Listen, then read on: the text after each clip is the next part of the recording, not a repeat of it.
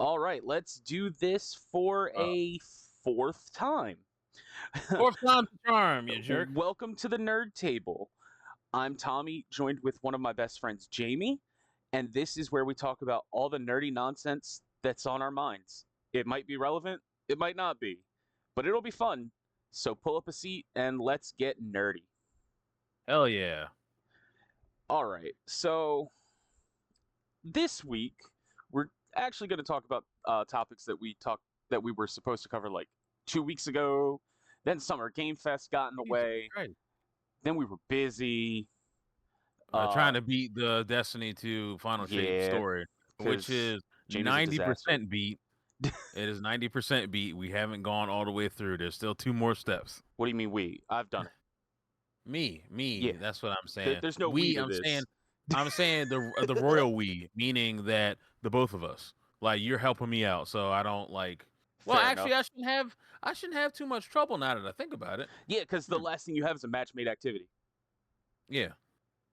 Yeah, and I'm using Strand way more. Yeah, Um I got the new what's the telestration?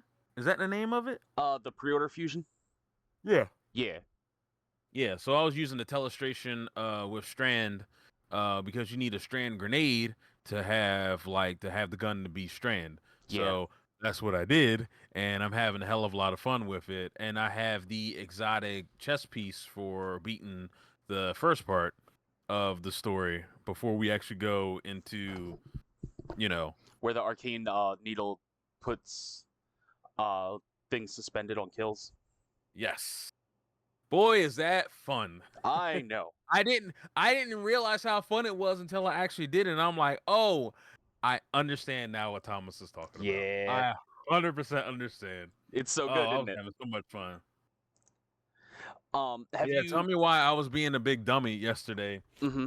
And I was, for some odd reason, and I hate myself because I hate myself trying to do all this to unlock all the strand You mean prismatic? fragments.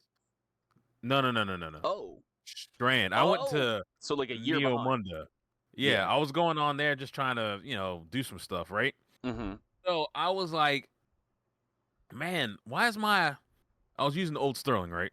I'm Mm-hmm. like, why is this not like hitting hard and I've got a funny everything? story about the old Sterling from yesterday, by the way. It turns out that I forgot to infuse it and stuff, so it was at like 1940.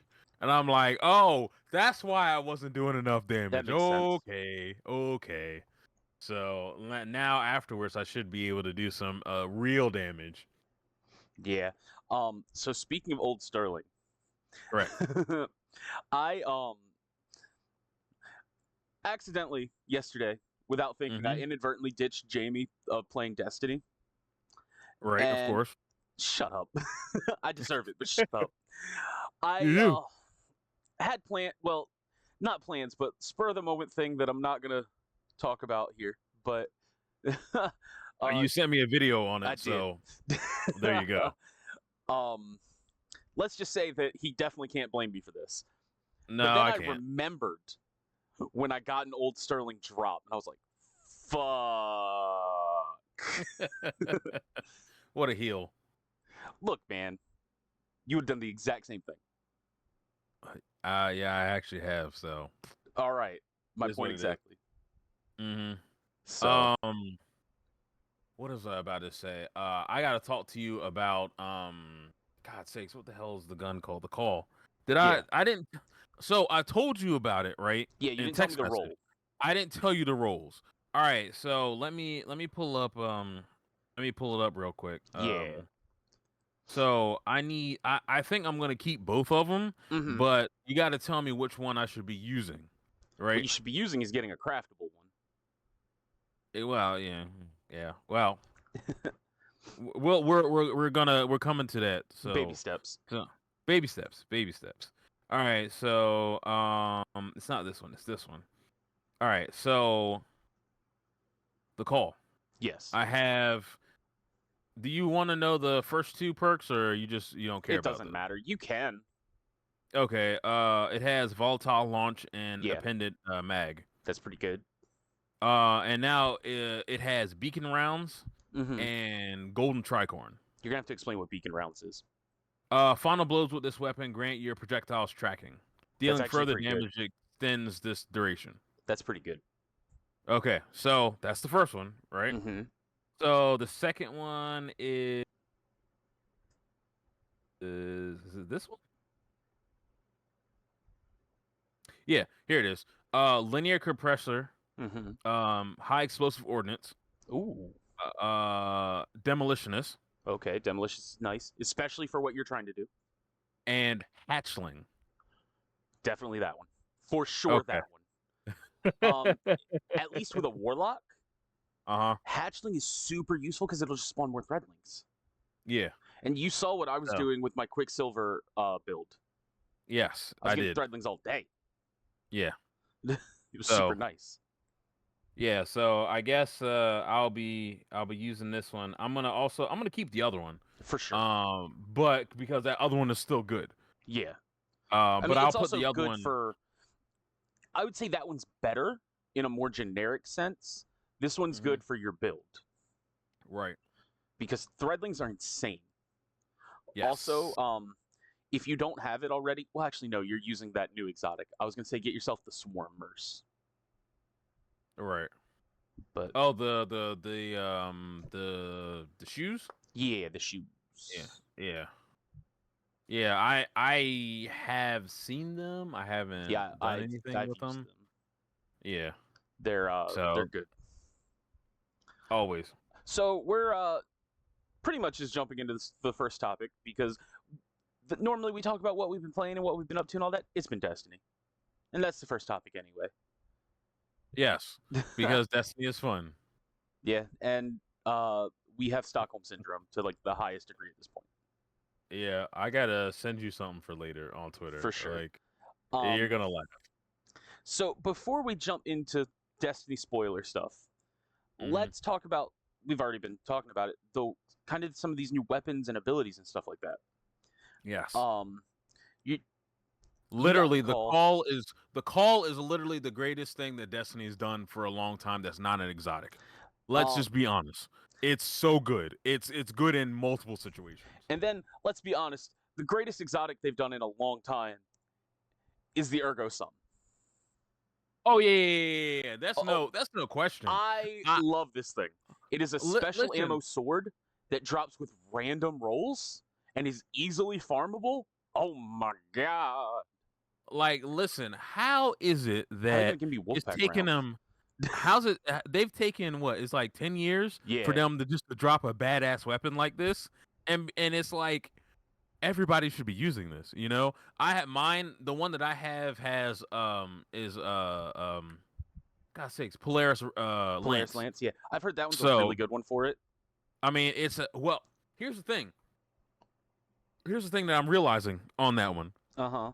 So you get your you get your 5 swings on somebody, right? Yeah. And it's a caster frame. So you throw it out, it hits the person, and then creates like a field or a pool of fire. So whoever's in that hit is gonna take. Oh my god, so, bro! Fun fact: you can get any of the exotic perks on any of the frames. So you can get it as a vortex, as a caster, as a lightweight, any of that. Yeah. Which is yeah. It's so good. I can't wait till some of these people that do like models and stuff like that make an Ergo Sum. I just want a model. I want a model that I can put behind me. Yeah, it's just hang like that's on the wall. It's man. You know, there's a catalyst for it, bruh. You want to know how to get it? Okay, first of all, I don't tell me how to get it, but just tell me what it does. Does it just make everything? Off the top of my head. I'd have to look it up. Whoa, but man, let's just say it requires 10 other people and a very high difficulty. Oh well. Oh, I wanted to talk to you about that. Yeah. I think between the both of us, I think we should be able to get 12 people together. But we'd have to go through and work with everybody so they can get their stuff together. Yeah, let's see. You know what I mean? For sure. Or we could just use the Fireteam Finder. True. But then we got dickheads. Then I don't want to be running around with dickheads. So, I want Ergo Sum Catalyst. Right. It's called Transcendent Steel. Mm-hmm. Dealing damage with a transcendent grenade. So when you transcend, Uh-huh. grants ergo sum ammo. Oh, Yeah. really? Yeah. Hmm. Although I would think that, well, depending on your role. Well, it's because ergo sum can generate Light and your dark. transcendent meter on light and dark side to hit Mm-hmm. transcendence faster. So then you use the ammo to hit transcendence. You throw the grenades to generate the ammo for the sword to just keep going. Right. It's the endless loop, basically. Yeah. Wait, isn't there a exotic that allows you to have transcendence longer? I don't know about if it allows you to have transcendence longer. But every time you get kills, it extends transcendence. Right. I think that new heavy exotic, the kinetic fusion rifle that I haven't got Uh-huh. yet that we need to work on, Right. does it.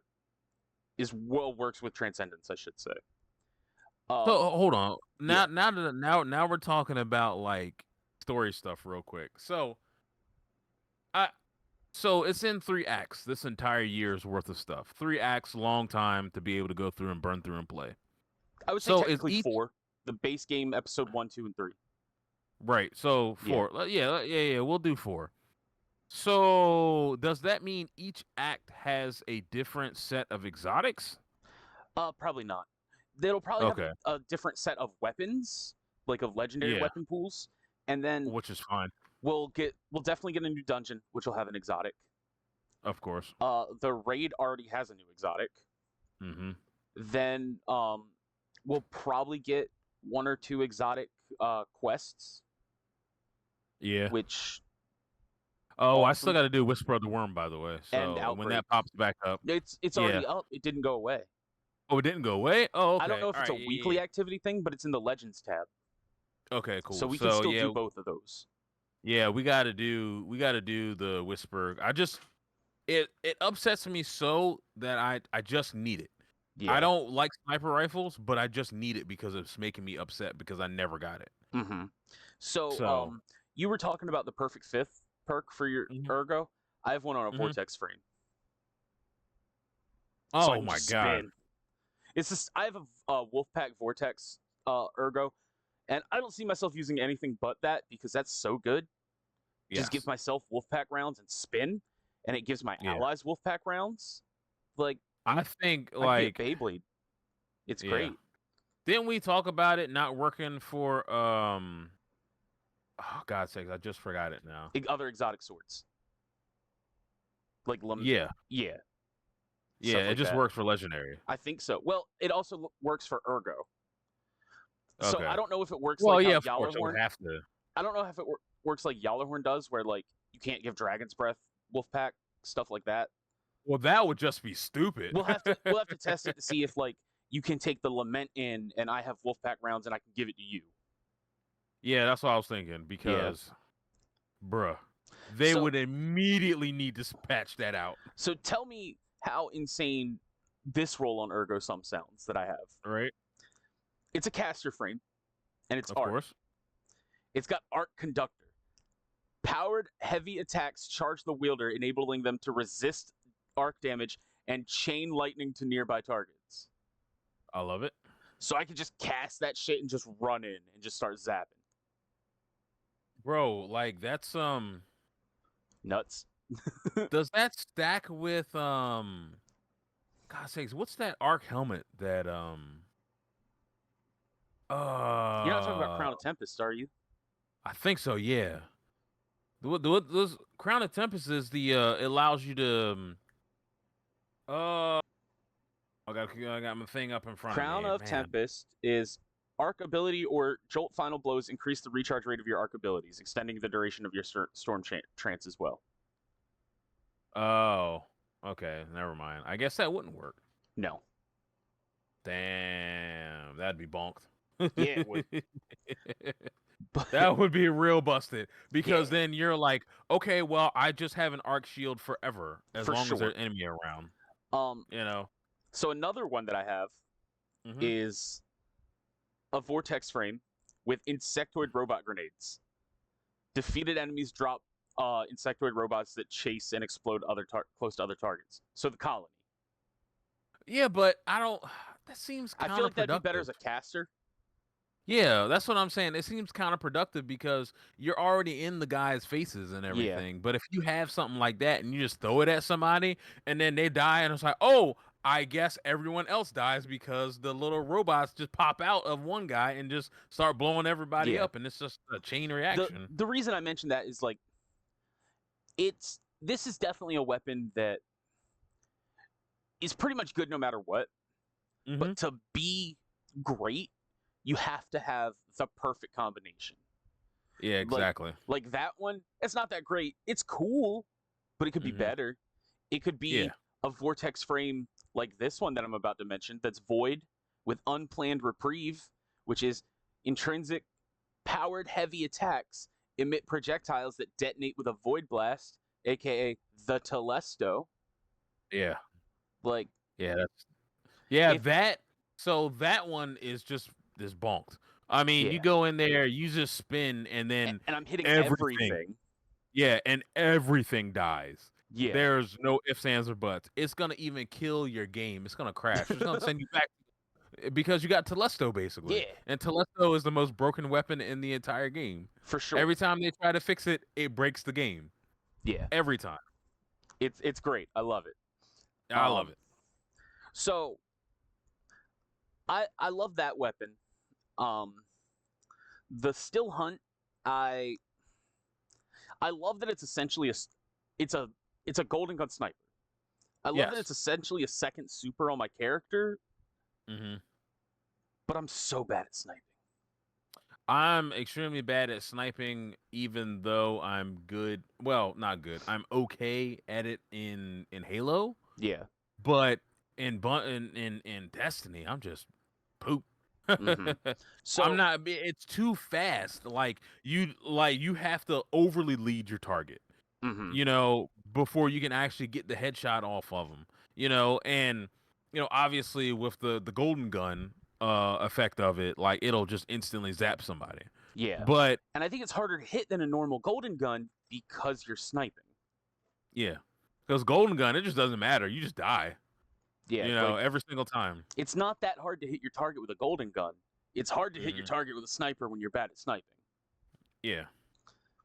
So, and speaking of the still hunt, that's as far Hmm. for spoilers as we're going to talk is the completion of that quest Yes. because that's as far as Jamie is. Hmm. We can always throw in Oh, the conversation of the final mission and how he feels about that stuff later. side note. Yes. Um, when after I got the still hunt and then I went to talk to Cade, Mm-hmm. I teared up when Cade said, "You know what?" We'll get to it. So We'll yeah, get I'm to it. like, "Yep, you got me, Cade. This time." Um. So there's one other weapon that I want to talk about, and it's because I want to complain. Hmm. Fuck unlocking the Kvostov. Oh, I Fuck haven't it, even fuck tried it, that yet. fuck it, fuck it, fuck it. Like, how hard is that really? Like, what do you have to honestly do? I got you. Hold on. Okay, because is it PvP stuff? Is It's all it PvE. oh, good. Oh no, is it kill based? No. I wish it Oh, okay. was. All I right. wish it was. Okay. All right. How to unlock the Kvostov? There's two ways. There's two things you have to do, by the way, because there's a legendary and an exotic version. You have to get the legendary first. Of course. To unlock the Kvostov, let's see. Thanks, Polygon, Hmm. for telling me how to do this. Well, Polygon does come in the clutch. Although this is all right. So how to get the legendary Kvostov? Hmm. Retrieve the lost encryption bits from the 9 region chests of the Pale Heart. Not that bad, right? Oh, okay, yeah. Retrieve the lost encryption bits from the 6 cysts missions. Okay. The With what missions? cysts. Have Oh, you talked to Mika 10 yet? no, I have not. That's the next thing that I need to do because I Yeah, need to get the lost the lost ghosts and stuff. ghosts. That Yeah. is where this comes in. Okay. Um, then Also, side note, you Yes, gotta help me get like a title of some sort. I got you. I feel real bad that I'm literally like probably a small minority of people that So don't have a title. VidMaster is still live. It's not that hard to get. Okay. The next step is with all 15 bits. This damn fly that won't go away. Uh, Mhm. it's that time of year, and I live in like the middle of bumfuck nowhere. There's gonna be a fly. Right. um, with all 15 bits, take the code to the chest where you first receive the Kvastov in D1. Damn, so that means you'd have to go back to the EDZ? No, it's in the Pale Heart Uh, still. oh, it's in the Pale Heart. Okay. Yeah. Collect the Mote of Primordial Light and return 8 visions of the Traveler to the speaker. That is the legendary, which doesn't feel right, but it is, I think. Then the exotic.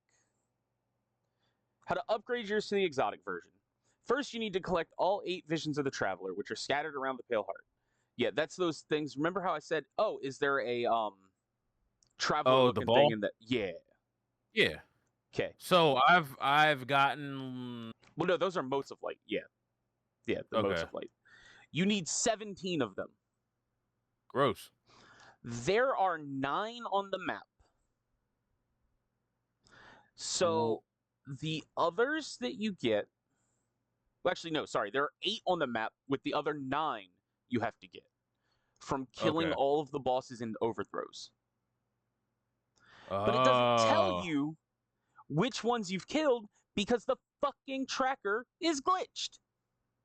Oh. Okay. Yeah.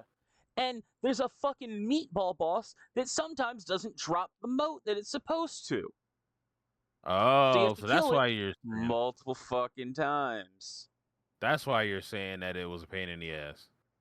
There's also data that in the cysts that you have to grab Uh-huh. that I didn't know about until after I did all the cysts. So I had to go back and run all of them again to get these Gross. items. Yeah, I was pretty pissed. Yeah, I'd be upset. I'd be like livid, to be honest with you. Yeah, yeah. It was not a good time. All right, so let's go ahead and jump into spoilers for the Mhm. final shape. So if anyone doesn't want to hear this, this is your Skipped heads up. like yeah, give us like 5 minutes. It might be more than that. It might be. But pretty much fast forward until you hear us talking about the next topic. Right.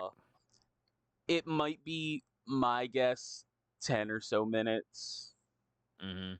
maybe a little bit longer, but we if you hear something, I apologize. This is your warning though to try to avoid it. This is your 2 minutes warning. Yeah. So Destiny 2 last year, uh last year of Destiny 2 Mhm. was had a nice prologue into the final shape of Crow going into the Traveler and seeing Cade and was like what the fuck type of a thing, Mhm.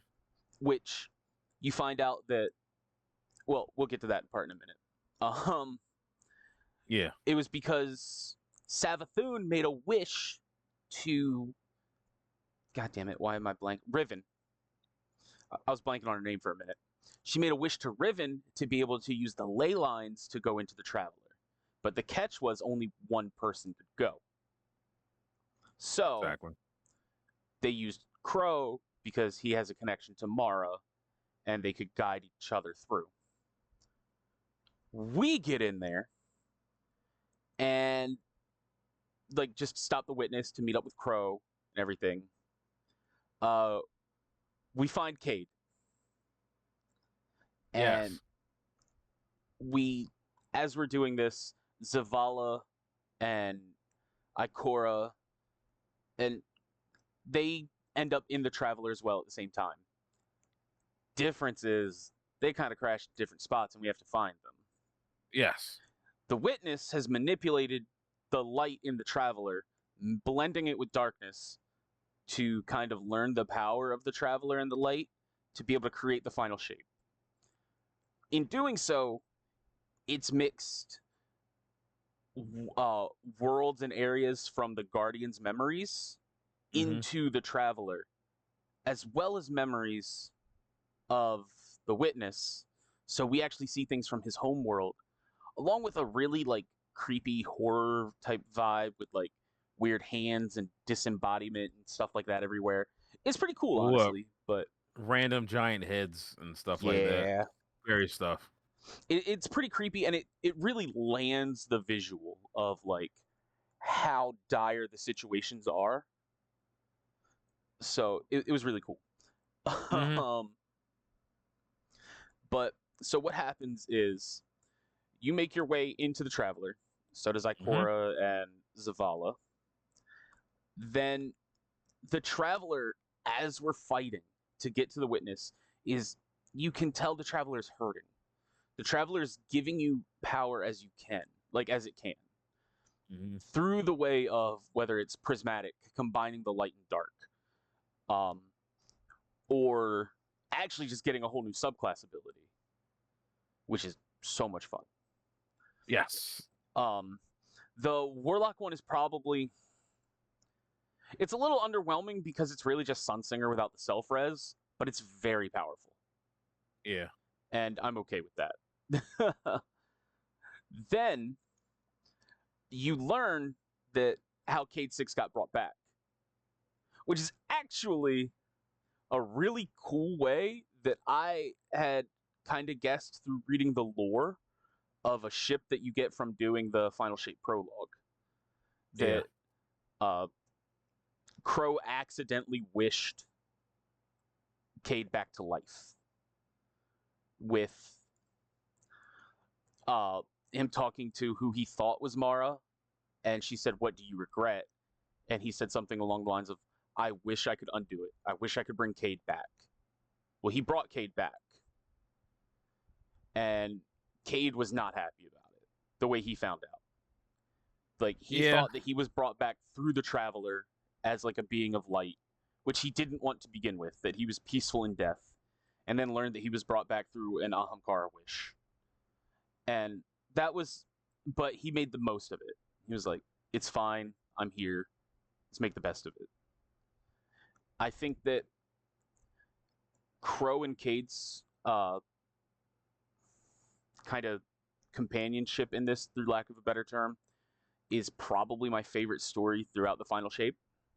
Mm-hmm. But we'll talk about that part in a little bit. Right.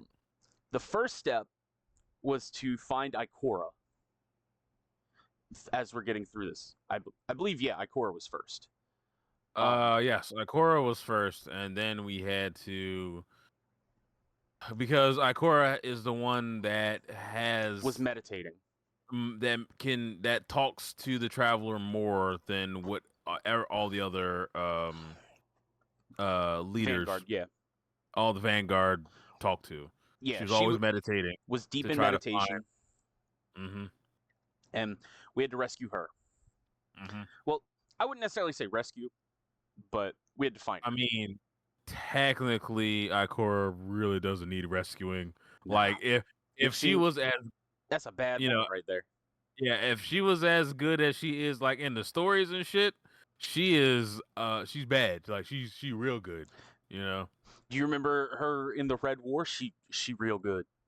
Yeah. She Took fucking out a took took out a a whole ass Cabal ship with a Nova bomb. yeah. And I'm like, okay, so you're badass. Right? So we get to her, and essentially a lot of the story is kind of reuniting. Mm-hmm. We get to her, she comes back to the base. Well, really the campsite, because it's not a base at that moment. Yeah. And sees Cade and kind of has a breakdown. Like, the fuck, I can't go through this again. I just like I grieved him and all of this. And it's like, Yeah. yeah, we feel you. This but he's here. Mm-hmm. Can't do much about it. Cannot because he's No. here. And then it's like, well, we've got to find Zavala. This is where you really learn that the Witness is fucking with us. Right. Because he's like, I'm gonna fuck with everything and everyone here. Zavala is the most vulnerable in this campaign. We go to rescue Zavala. Turns out the witness has created Zavala's home, Yes. including the grave of his wife and son. So that really hit him hard. We rescue Zavala as he's starting to lose faith in the Traveler. Well, actually, not even starting. He's lost faith in the Traveler. It's gone. Yeah.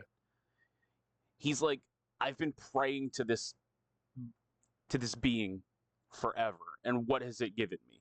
Nothing. Nothing but grief. What can the darkness give me? What I want back. Everything. And the witness is starting to manipulate Zavala. And if you've watched any of the trailers, you see that pretty clearly. Yeah, even though like Zavala was our rock. Yeah. After like everything, like we've all endured. After the tower getting destroyed in D1, he was Cade always dying, the rock. After Cade dying, which he took very, very hard. you see really which how we being find that out rock hmm crushes him. Because he's holding the burden of everyone else's grief over dealing with his own. He's the one that's being strong, while Yeah. he's the one that everybody can cry to, while he takes everyone's grief in. Yeah. And it breaks him. He's like, all I've done is lose. I've lost everything. I want it back.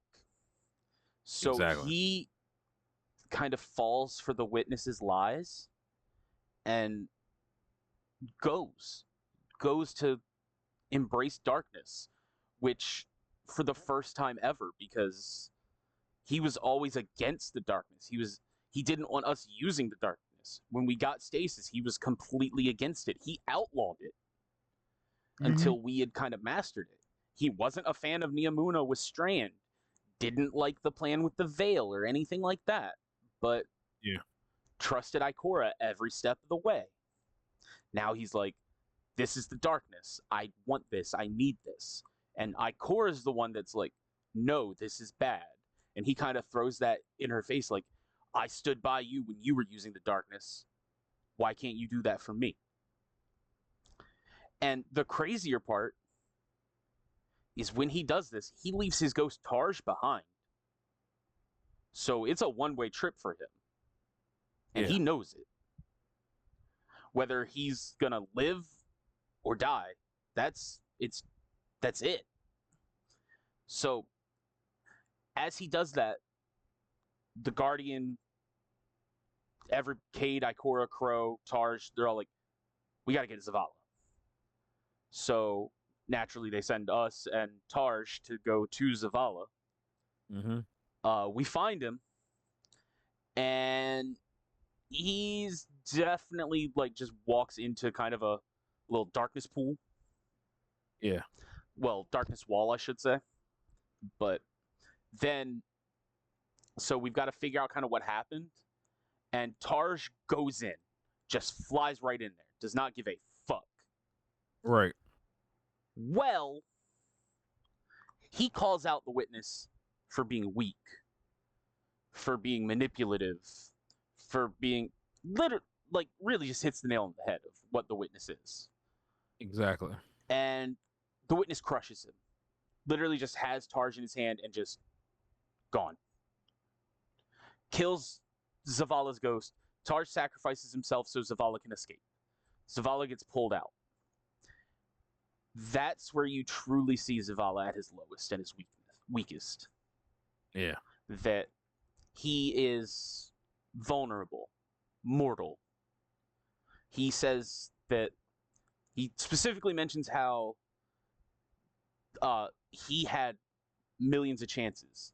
Tarj never got a second chance. So that hits him incredibly hard. He doesn't know how to fight now at this point. He's down. He at the lowest point he could possibly be. He was already mentally broken. Now his powers are gone. His life is exposed. And he's Ikora and Cade have to pick him up and say, "You're still Zavala. You're still the leader of the Vanguard. Your light did not define you." And that's exactly what they did. They picked him up and said, "Let's go." Because Zavala is the only person that could guide us to the spot to defeat the Witness, because in that, the Witness had dissenters in his mind that were Yeah. trying to help Zavala. While they couldn't fully help him, they gave him the knowledge of how to defeat the Witness, with the location of where the Witness was created and the phrase Mhm. what was made can be unmade. So in that, we learned that the Witness was really just an amalgamation of the spirits of his planet. The Witness had essentially the entire population of the planet, and they all kind of sacrificed themselves to create one greater being to chase the Traveler down. Excuse me. That doesn't mean that everyone's brain fully agreed with this plan, Right. which the Witness's power kind of cast out any doubters, because they were all still separate souls, just in one massive body with one power. One just, I guess, had the control, or I would say the majority probably had control. And this is where you really start to see the Witness kind of break. A normal, calm, and collected, manipulative being starts to show anger, and it's truly phenomenally done the way they do it, because Yeah. you don't see the Witness really like yell or raise their voice or anything like that in the entire time that we've seen them exposed until now. He maybe raised his voice 3 times in this campaign, and it showed in those moments how much it mattered. So we get there. As we're getting there, he's actually trying to tempt us to become one of his disciples, which was, honestly, I was playing with Jamie and I was like, yo, fuck these Vanguard. If he's going to give me this much power, I fought Nezarec, I fought Callus, I fought Ralk, I've killed them all. Fuck it. Fuck this universe. I'll take that power. I don't give a shit. I was like, let's do it. If it gave me a choice, shit. Yeah. I'd had all the power. But Yeah. you actually get to the spot in the Traveler that was recreated through the Witness's memories of where it was created. And this fight is brutal, by the way. Yeah. Both of us ran through the stories on Legend, which is, if Basically the hard mode yeah, of the if story. you're doing this 2-man, definitely get a third, because it's hard. I'm gonna say with a third person, it was that one person for DPS to take out the ads instead of one person trying to go and run and grab the Aegis to shield the Witness from doing his Storm of Glass thing, Yeah, and then all that other stuff. yeah, because in this fight you have ads just flying at you, like the Dread, the Taken. They're just coming at you, and you have a boss in the middle that you have to take out, While and you have the Witness attacking coming you also. periodically attacking you, yeah, it was It was a unfun. lot. And then in the middle of that boss, you have an immune phase where you have to get this Aegis, which is the shield from the Vault of Glass. And you have Hmm. to drop his shield, and then the Witness starts this crazy sandstorm of glass that you have to protect yourself and everyone else from if you have the Aegis. Yeah. Um, and then really just rinse and repeat until that boss dies, and you grab a sword, which is the Ergo Sum, Hmm. but it's a pure light version, gifted through the Traveler. Yeah. And you embrace the darkness. So you have a weapon of light and you embrace the darkness at the same time.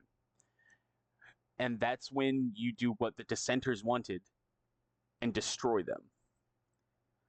Doing that weakens the witness, Yes. and it kind of at the same time loosens its grip on itself in a way, because the more you destroy, the more The that are more, able to be destroyed. yeah, the more like you cause the witness pain. Yeah. So it's for the first time that you can actually damage the witness. You get to that point and you repeat it twice. So it's a 3-phase fight. Each time you destroy Dissenter, come back, do it again. Mm-hmm. After the third one, the witness is vulnerable. You would think that's where you would kill him, right? It's not. Right. That sets up for the raid. Yeah. Because the witness still has his power. The witness is still a very powerful being, and he's using all of it, knowing that he's vulnerable, to cast everyone away. Mm-hmm. He's like, get away from me, get out of here. He's like, I am the salvation, essentially. And yeah. And then you basically have Mara rescues you with the helm, brings the whole ass fucking helm ship with her. yeah. With she brings in Keitel, which is the Cabal Empress, brings in Mika 10, which for most people is a Guardian they've never heard of, but she's really important in the lore. And even Savathun is there, not through Mara, but through her own ways and being Savathun. But yeah, which leads to, that's kind of the end, because the end of that story is like, we still lost, but there's still hope. Yeah. That you get through. You got to get through the raid. Now, I've not beaten the raid, but I will say this: the raid is also not where you kill the witness. So they're not. They're not. I've heard locking you to doing the a raid bigger to finish the story. Yeah. Well, you still fight the witness in the raid. I will say that. The witness is still the final boss of that, but you don't defeat him there. But before that, before even accessing the raid, you have to do this exotic quest with Crow and Cade for the Still Hunt, which is also a good way that we get a chance to see Crow and Cade bonding, and Crow actually accepting the apology that Cade is giving him through the lessons that he's showing him. Yeah, and you see them bond really as buddies.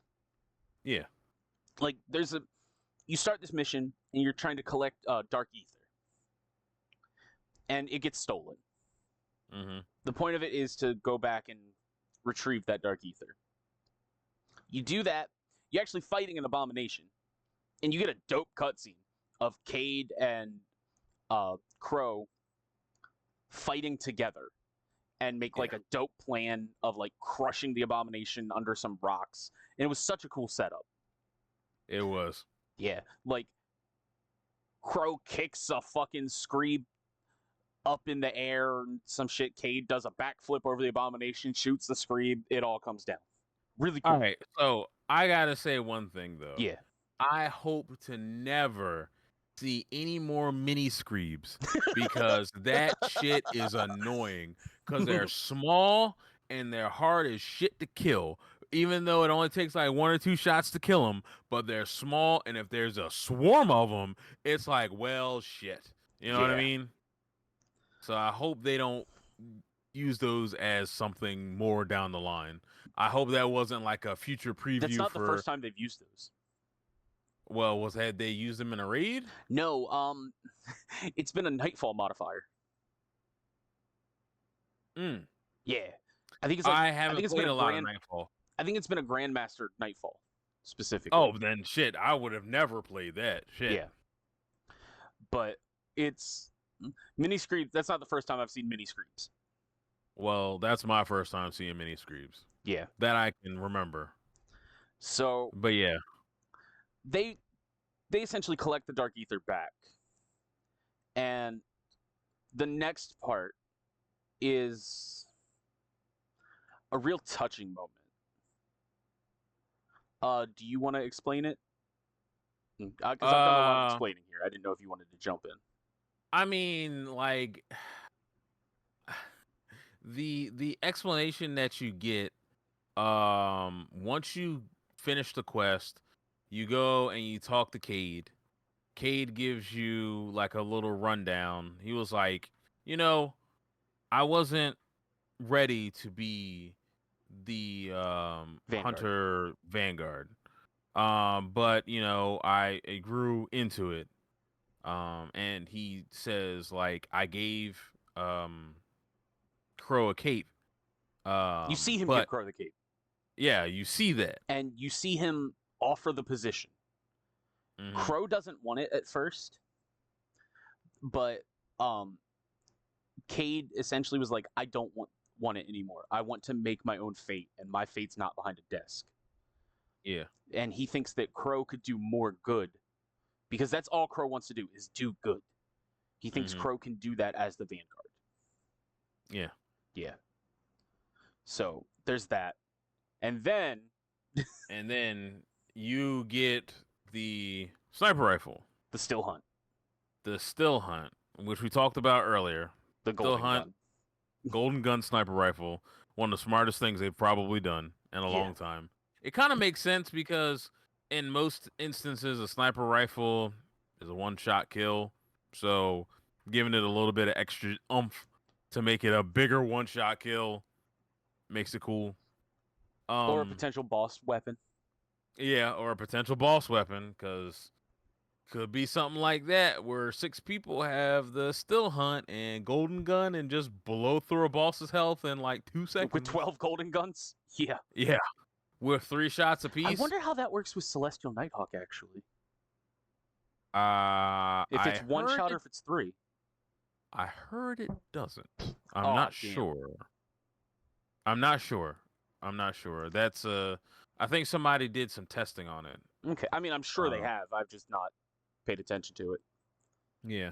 But no, wouldn't that turn it to it would be one super powerful shot. Oh, it would be one super powerful shot. Okay. Yeah. Yeah. Huh. Because that's what Celestial does. It turns your 3 into 1. Oh, and makes it incredibly powerful.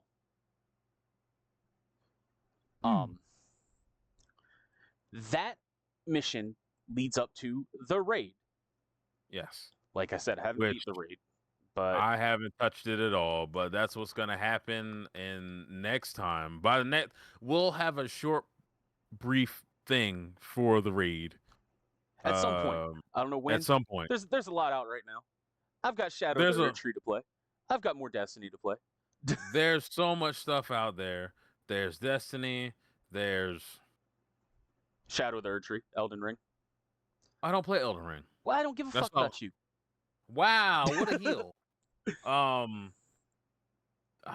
And for me, there's WoW that I got to go back to. Oh, there's a Warframe that I'm about to go hop back into, which that'll consume my life again. Man, how's it, bro? I mean, there's like X Defiant, Overwatch just dropped a new season, Halo's got a new season out. There's a lot going on right now.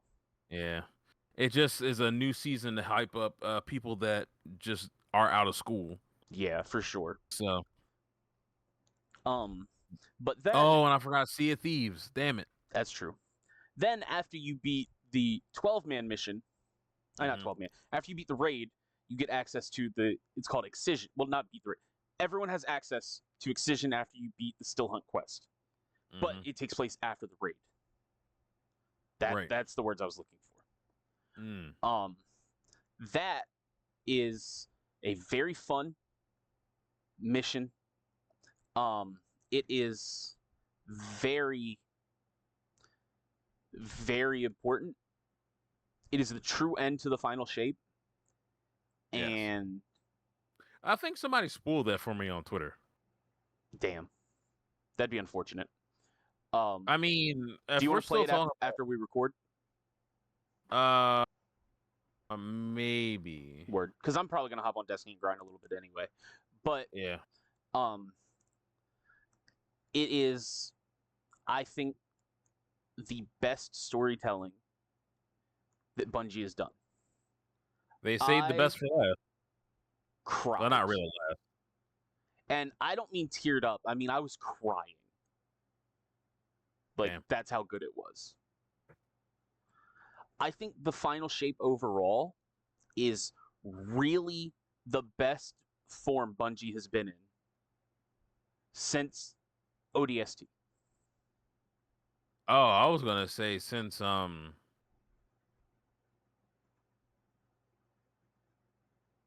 damn it. It was right there. It was right there Well, it's in this probably one of the dawn. Halos. No, I was gonna say Bungie. I thought I was talking about like Destiny. Oh, okay. Yeah, I I think wasn't this is going the back to best that they've been. ODST. Literally, In like, Destiny? yes, For Destiny? Oh yeah. wow. This is the best Destiny has been story wise, gameplay wise, weapon wise, ability wise, everything Damn. ever. This is the best. Like, the great stories of Destiny Mm-hmm. are the Taken King, Yes. base game D2, Yes. Forsaken, Yes. Shadowkeep solid, but it's not great. But I'll Yeah. throw it in here. And the final shape. Mm-hmm. And this is better. I also really enjoyed Rise of Iron, by the way. But this is better than all of those by a mile. Yeah. Yeah. There's no ifs, ands, or buts about that, my dude. Yeah. You are absolutely correct. And ODST, for example, also really knew how to kind of hit your emotions a little bit. Or hold on. Halo Reach also did that too. But let me fuck that. There was some lady when I was working at GameStop. She called it Halo Ots. that's great. But what are your overall opinions on the final shape? Which, by the way, everybody, later on in another episode, I really want to talk about prismatic builds and stuff like that. I just haven't had enough time to experiment with it. Well, we gotta unlock the rest of the stuff for it. I have most of it. I still don't, and Well, I gotta go back and get to that point where I was on the mountain and I was going where you were telling me in the story to yeah. say, hey, here's a thing, and then up here is a prismatic chest. So those are Well, the two things. I would say you're probably about a solid 2 weeks behind me. Anyway, so. But Yeah. later on, I do want to talk about kind of the new episode model and how it replaces seasons and like the story that this one's telling, because it tells kind of post final shape, like the Light and Darkness saga is over, what's next, Right. or this is really the beginning of what's next, I should say. So I want There to talk about is Destiny more, and that's kind of where I'll talk about prismatic builds. What's up? I was watching Azzacross, Uh-huh. and Azzacross was reacting to a guy that was doing a lore video and was saying that the Traveler is the gardener, and then there's an entity called the Windower. Mm-hmm. And they're almost think like the Traveler is the light as the gardener, and Yeah. the Windower is the one who reaps the gardens. Okay. So he like the Windower is the big bad, the bigger bad. Okay. Like That'd the be witness interesting. isn't. The witness is what they would. The witness wants to be what the Windower is, which is called the first knife. I'm gonna need you to link me Uh to this. oh, bro. Say But no more, fam. I'll link it right the fuck right now. but Why? Because you need I will listen check it out. for you know because you're so into the lore stuff. Mm-hmm. This would be right up your alley, and I don't understand why I didn't send it to you yesterday. I don't know. I wasn't really thinking. Probably because I ditched you. No. This damn fly, That's- dude. It's getting more stubborn. But yeah, I love the final shape. I'm gonna be playing a lot of the final shape, honestly. So it's added a lot of cool new weapons.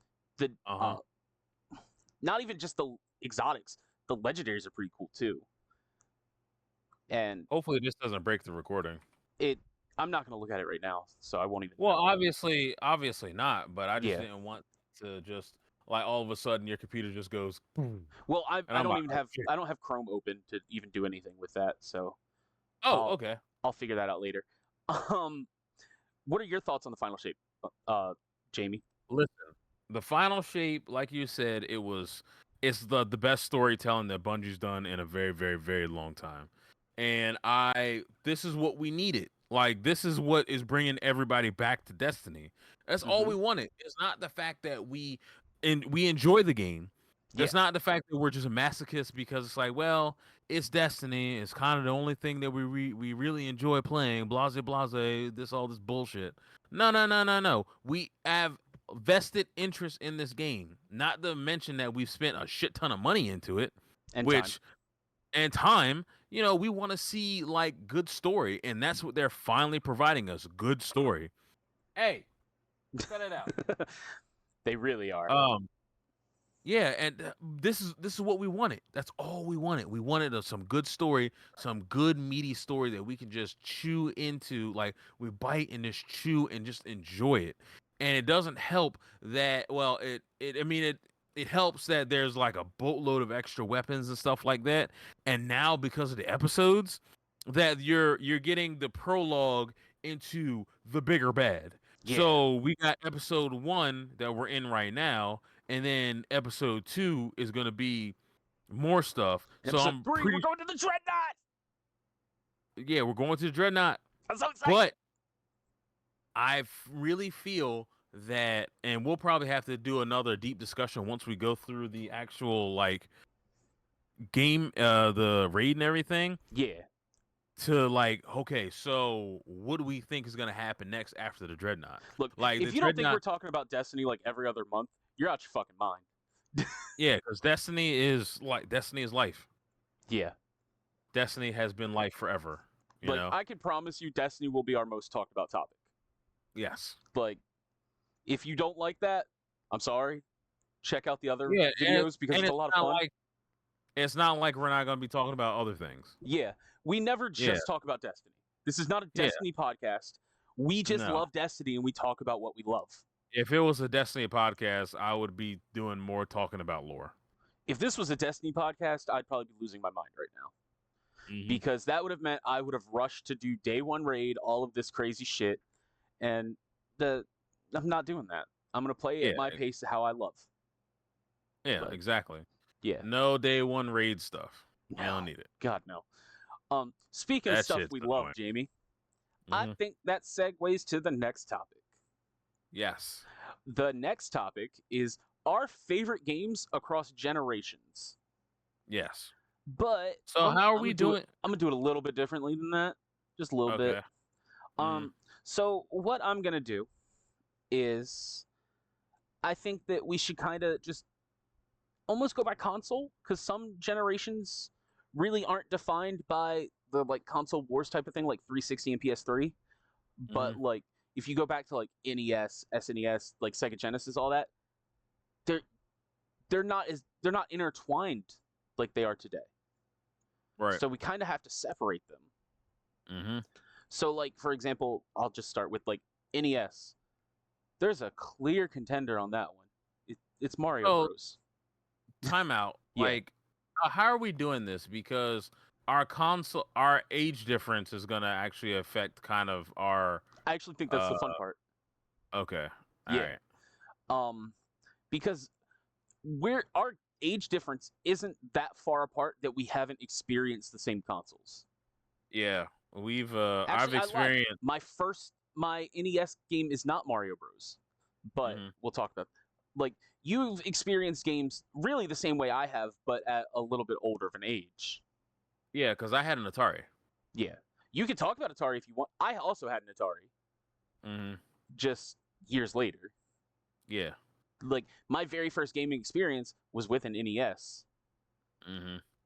Granted, and the SNES was out at that point, and I had one, but I just played the NES first because it's what my parents had set up, and I was like fucking 2 years old. I'm not setting up a goddamn console. Right, exactly. They have to do all that. Yeah. So and we damn sure know my mom wasn't doing that. Yeah. Damn, that look, huh? So, Jamie, you can go ahead and start with the Atari then. My Atari game of choice, that I Well, see, I'm different because there was games that and mind you, I played back on a black and white TV, so Yeah. which was wild, by the way.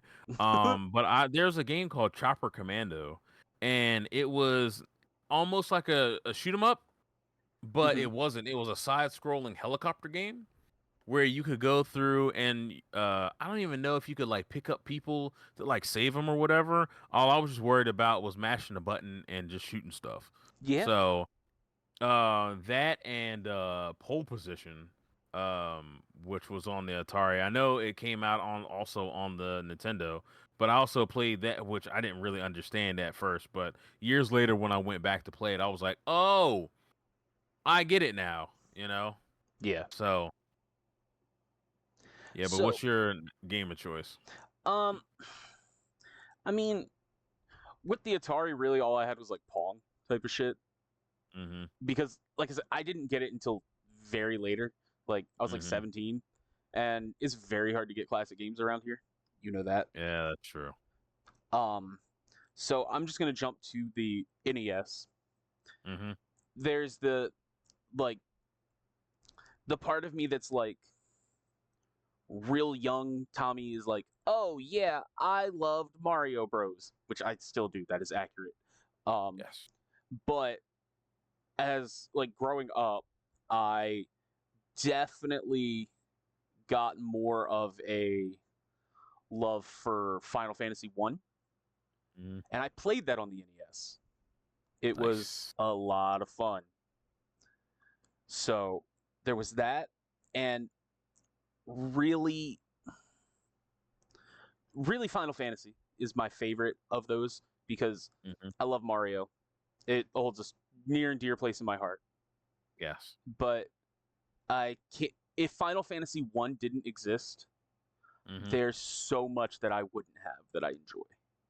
There'd be no Right. Kingdom Hearts. There'd be no Final True. Fantasy 15. There'd be no Final Fantasy 7. There'd like hell RPGs Anything as we Final know them. Fantasy? Yeah, anything Final Fantasy related or RPGs would not exist without Yeah, Final Fantasy 1. yeah. And like RPGs in general just would not be as they are today.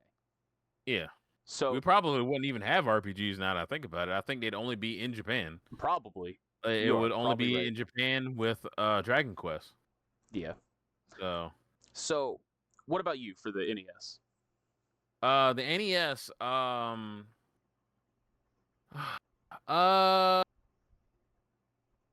I would say, I mean, Mario 3 for me, Mario 3 is a just great because game. it also holds a special place in my heart. But there's also one of my favorite shoot 'em ups on any console, Mhm. Gunnack. It's just, GunNCK. Mhm. I don't know. I'm not good at spelling, but bro, it was one of my like most fun like games to play. Like I really enjoyed it. But I was always terrible at it, but I could get super far and like really enjoy it. Yeah. Um I mean, a close second would be like Gauntlet 2, but I can't in good faith give a lot of props to Gauntlet 2 cuz Gauntlet 2, my cousin and I went through and we took a summer, and I think we played that game for 6 hours, and I think we got to, like, level 120, and it's like, Jesus. why isn't the game over? So we just kinda just gave up, and we didn't play it no more because Didn't 'cause I'm like, Gauntlet also have an N64 game? yeah. Yeah, I Gauntlet remember that has a game. That whole game bunch of stuff. sucked ass. Okay, so it was terrible on the 64, but it was good on the No, arcade, I'm and I I'm played it a specifically lot. talking about the 64 version. I played a lot of it in the Yeah. arcade, but yeah, the 64 version, it just didn't look good, you know? And it's not the 64's fault. It's just that the arcade looked better because it had stronger hardware. Yeah. Um Mm. so the next one we'll jump to. The Mhm. SNES. See what I did there? Jump man. Terrible. Yeah. Uh, Also, but I didn't have SNES, by the way. okay, so this one's totally a me thing then. Yes. Um most people probably experience this game on Game Boy Advance. I experienced it as like a 3-year-old child on SNES, and to this day, I'll never know how I did it. Are you talking about Link to the Past? No, I'm not. Oh, damn. I'm talking about Super Mario World. The reason I picked this game, Ah. tell me how 3 to 4-year-old me Mhm. fucking beat this game to Star World. Wow. That's wild. I cannot do that again. I've tried. I Mhm. cannot get to Star World to this day, but I did. I couldn't even fucking read, and I got there. Damn. I mean, there's not a lot of reading in what's the name, I but know, but that's still. not the point. Yeah. The point is my brain couldn't comprehend shit like that, and I did. Mhm. Am I a prodigy? Probably. Yeah, Maybe. you could call me that. Yeah. I wouldn't say I'm not, I'll call but you an asshole first before I call you a as you prodigy. should. There was another game on the SNES that I have to talk Mhm. about, Okay. which was also equally as one of my favorite games on this console. Mhm. I had no business playing it at that age, at 3 years old, at 4 years old. Talking about Mortal Kombat? You're goddamn right I'm talking about Mortal Kombat. Wow. Um that game created ESRB ratings, everybody. Yes. um I played the shit out of Mortal Kombat as a child. I couldn't tell you how long I sat there as Sub-Zero to learn the fatality, where he just rips your fucking spine out and hits you with it. But god So damn it, I learned it. that's so wild because like that was back before the internet really truly existed. So you had to learn. Dog, it was Windows 90 fucking 5. Yeah. You The had to internet learn didn't how to figure it exist. out. Let's be honest. Mhm. Not as it does today. No. Like I couldn't Google search how to do a Mortal Kombat fatality. No, Game I just had FAQs didn't exist. yeah, exactly. I just had to figure that shit out. Yeah. And I did. Wow. Fucking wild. I was a fucking little genius. What the fuck happened? Life. Life happened. You know, that's very fair. I was gonna blame our friendship, but life makes way more sense. What an asshole. You love me though. Exactly. Now the next console that we'll talk about, if you didn't have, I'm gonna cry. The Sega Genesis. Oh yeah, I had a Sega Okay, Genesis. cool. Of course. Yeah, Yeah. because Yeah. there's one game and one game only that I want to mention. I mean, if it's gonna be Sonic 2, then yes, it's that should be mentioned. There's two games I want to mention. Okay, so let me guess: Sonic 3 or Sonic and No, Knuckles with the a top attachment? no. Oh, okay. Oh, fuck. I'm all right. A Tale of Swords and Souls, eternally retold. Soul Calibur. That Soul wasn't on the Calibur. Genesis. That was the Dreamcast. I'm an idiot. Yeah, I was about to say it's the Fuck. right like company, but wrong console. You're What the right. fuck are you talking There's about? one game I want to talk about, and that's Sonic 2. Okay, I was about to say, holy shit. I'm like, what the fuck? Why did I Everybody's think that was like, the Genesis for a minute? That's yeah, I totally was like, staying in, everybody. I'll own being an idiot on yeah, I was about to say, I was like, what the fuck? What are you talking about? that. Like I said, I'm I used to be a prodigy. Keyword Right. used to. Now I'm a Mm-hmm. moron. It's fine. It is what it is. Mm-hmm. But yeah, I mean, that console was literally held up by Sonic. Nothing Yes. more. You really just had Sonic on a Genesis. Yes, that was your first game in most cases, Sonic 1 or Sonic 2. Yeah. And then when the third generation of Segas came out, the smaller ones, like the Mm-hmm. super smaller ones, then you could have got Sonic 3. Yeah, for sure. Yeah, I know that like for one Christmas, I asked for Sonic 3, but I didn't get it, but I got Sonic and Knuckles, and I'm like, I don't want to play Sonic and Knuckles. But then I had Sonic 2 so I can stick on top of it so I could just play Knuckles and Sonic 2, which was Yeah. always fun, because you could just fly. So, bro, how ahead of time was that? If you think about it, So ahead. like you could go through and Sonic 2 came out what 2 years before Sonic and Knuckles? or was it a year before? I'm not sure. So, and then you could just play as Knuckles in Sonic 2. It's like, oh my god, what is that? And then did you ever have friends that just had like the Sonic and Knuckles without the attachment on top? I was that friend. I was that guy. I didn't Oh, have. Well, nice. no, I didn't have that. I ended up getting the attachment, like Okay. as a grown ass man. But as a child, no, I Right. didn't have that attachment. Yeah, I got that. I'm like, holy shit, that's so cool. Like I can open it up and I can just stick it on the thing. But then it really got like when you had Sonic 3 with Sonic and Knuckles attached. Oh man, that was the game. Many a hours, many a late nights on the weekends playing that damn game trying to get super far into it. Also, there's Also. there's an NES game that I didn't mention. Mhm. You might. I think this was an NES. Not NES, SNES game. Mhm. Spider-Man. Yes, it was. I Yeah, I remember love it, that but game. I never played it.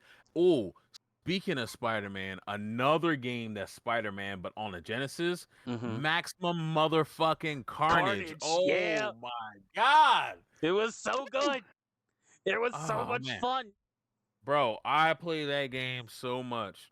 Like, there's a bunch of games on the Genesis that I played back in the day where I was trying to borrow games from people so I could play them because games were really expensive, so you couldn't Yeah, couldn't just always have everything. which is So, wild, by the way, with the Genesis. That, like I said, it was a mhm, console held together by Sonic and Sonic uh-huh. only, but there were so many games. Yeah, there were so many games. Don't forget there was Shaq Fu, Shaq Fu, there was Prince of Vector Persia. Man, Prince of Persia, there was Acrobat Acrobat the Bat. Also, the That was Spider-Man on game was there. on Genesis too, and so was Maximum Oh, okay. Carnage. What else was on Street there? Fighter, Street Fighter was on there. Mortal Kombat. Strider. Strider was on there. Um, I said Vector Man. Yeah. Bob was on there. Batman, Superman. Batman, Superman. Tecmo Bowl. Well, Tecmo Bowl was best on the NES. So I'm let's just be saying it was honest. there. Yeah. Um. TMNT. Oh yeah, the fighting game, Yeah. which man had the Hyperstone Heist was on there, or was it Manhattan Project? Let's see. Uh, it was Hyperstone Heist Mm-hmm. and Tournament Fighters. Yeah, so I had Tournament Fighters, which Yeah. it wasn't as good as the one on the Super Nintendo, because the Super Nintendo one was all colorful and stuff like that. But the one on the Sega was so dark. Like it just it's not the like selection of characters and stuff, but the backgrounds were just darker. They were richer and stuff like that. Yeah. And that game was fucking hard. Bro, I spent like an entire summer trying to beat that game and I still didn't beat the game. Mostly because I had a shitty controller. Because I didn't take good care of my controllers when I was younger. Yeah. So, silly me. When you're a kid, you don't take good care of your shit. When you're adult, you're like, oh shit, I can't spend $60 on a controller again. You know? Yeah. And Uh, also, that generation of games created mhm. probably the best slogan I've ever heard for gaming. Oh, Sega Sega does what does what Nintendo. Nintendo don't. Yeah. I loved Yeah. it. That is a nice slug line. I've always thought that was a really good slug I'm line. like, yo, I don't know how Nintendo didn't just like clap back, but they like Sega was like, hold this L. Yeah, I mean, Nintendo was behind for a while, and then Nintendo just came out and just was like, yeah. And just skyrocketed. Yeah, it was like, okay, so we're gonna do our own thing because now Yeah. we are inundated with a whole generation of kids that love us, so we don't have to follow anyone's rule anymore. Well, they also had the handheld game on lock, so they were like, I don't give a fuck Oh what yeah, Sega does. Listen, Sega was like, we're gonna Nintendo put a little still mini TV type of shit that you can play your Genesis games. Nintendo was Nintendo like, has we got Game Boy. yeah, Nintendo has everything on lock to the point where it's like What's the point? Like Yeah, handheld wise, it's so hard to even get into the market. And there's plenty of people that have gotten trying to get into the handheld market. And looking at one you, in Sony. particular, yeah, one in particular, two in particular that I would like to talk about a little bit later, with the handhelds. Yeah. So So I think it's safe to say we can move into the next console generation. yes, we can. The PlayStation, the N64, and the Dreamcast. Mm-hmm. I already mentioned the Dreamcast. Soul Calibur. That's all Yes. I needed was Soul Calibur. Mm-hmm. Also, Marvel vs. Cap. No, that's later. Wait, No, it isn't. Marvel vs. Capcom 2. Yeah, no, I'm right. Yeah. That's there. That was a Yeah. mid-generation thing because it came out on PS2 also. That's why I was like, hold on. Mm-hmm. But it was Dreamcast first. Yeah, or unified, whatever. I don't care. But it was in that generation. Right. Wait, no, that generation Sega Saturn, not Dreamcast. Shit. What? Hold on. What is going on here? You're all over the place right I now. am sorry. So Sega Saturn was this generation, not the Dreamcast. I forgot the Sega Saturn existed. Well, a lot of people did because a lot of people didn't have it. So fuck the Sega Saturn. This generation Also, was the PS1 and the N64. also in that same generation of the PS1 and 64, was the Neo Geo, but That's I true. didn't have that. I knew I about the definitely Neo. didn't have I know about the Neo because Geo. I definitely didn't have a Neo Geo. that shit was $700, and I know mom was definitely not going to get me that. Even though, like, I didn't even. So, here's the thing about the Neo Geo: it was arcade perfect ports of the games that they have already in the arcade, which is Yeah, always cool. However, the controllers were expensive, the games were everything was expensive, expensive. everything was expensive back in the early '90s. Like nobody wasn't going to purchase that, you know.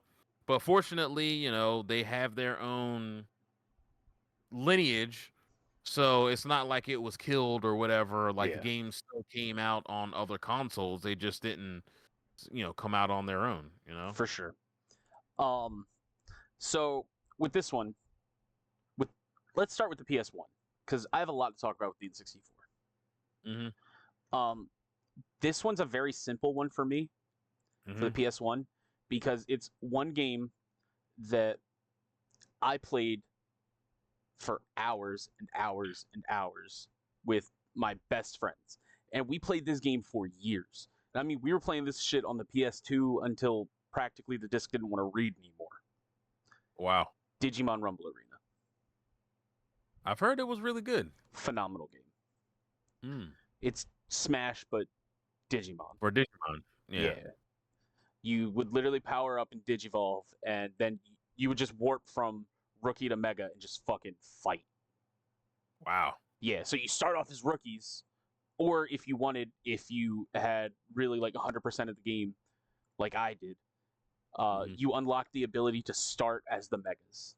So if we Oh wanted, wow, we could all just start as the Megas and be overpowered as fuck from the get go and just having fun that way. We did nice. that too, but like the roster was insane for Rumble Arena. Hmm. Like, let me pull it up real quick. Digimon Rumble, like it was pretty much like all the protagonists.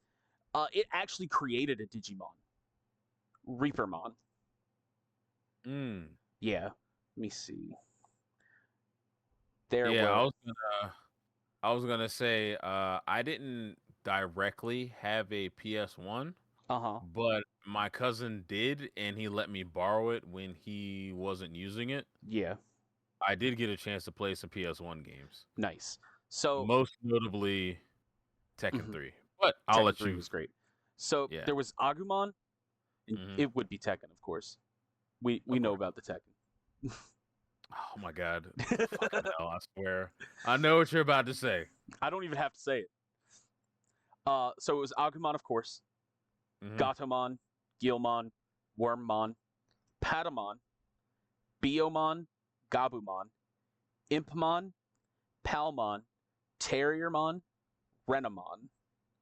Then there was also Vmon, Black War Greymon, Imperial Dramon Paladin mode was available to unlock in there. I think you could fight Mallow Myotismon, and then you fought Reapermon as a boss, as the final boss. Wow. Yeah. And each one of those rookies could digivolve into their Mega and had the four... Well, not into all of their Megas. Wormmon went into Stingmon instead of Imperial Dramon. But and Vmon went into Imperial Dramon, correct? Yeah. But Stingmon was still, just for balance-wise, Stingmon was fucking busted. Black War Greymon obviously was my go-to. I love Black War Greymon. Right. Each one of those could digivolve into their Megas. And then each like had the ability to, like I said, with the unlock to stay as a Mega. Pretty much.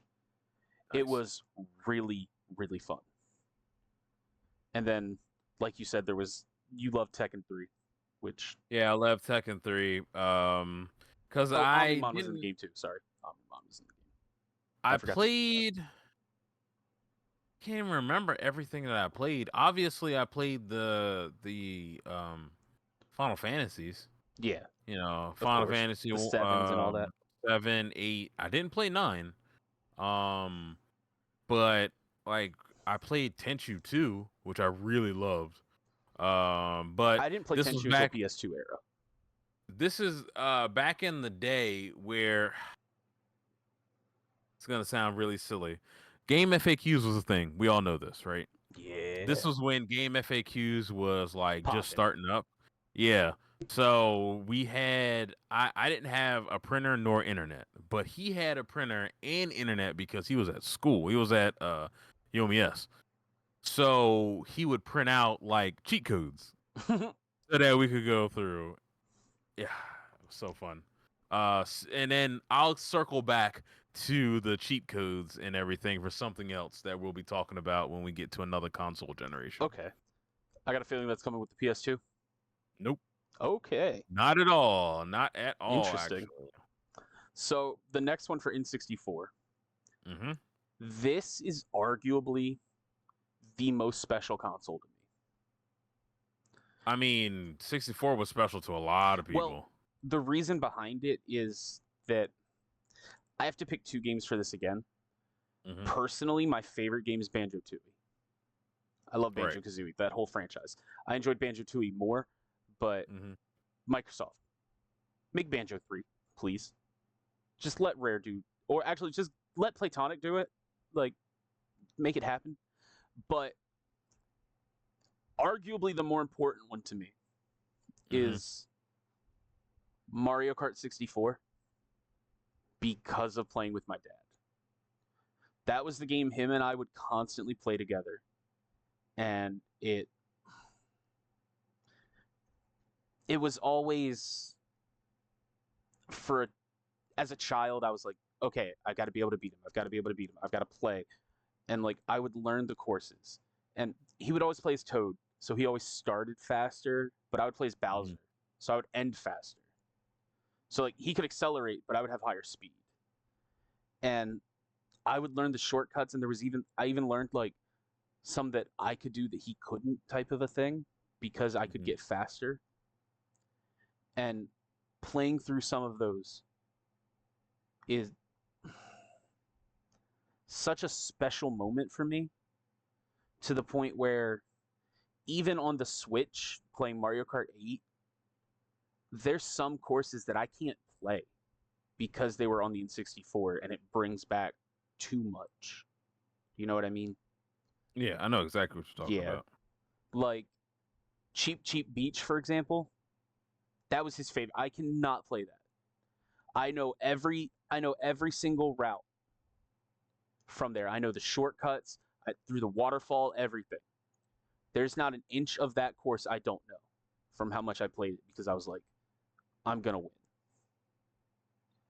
And that game really solidified kind of my love for games, because it was a time that him and I could bond. Right. And it was like weeknights we would play together, get some Mario Kart in. or weekends we playing all the time. It was just a great moment, and it lasted well past that generation. Like I'd be playing on PS2, and we'd hook up the N64 and start playing.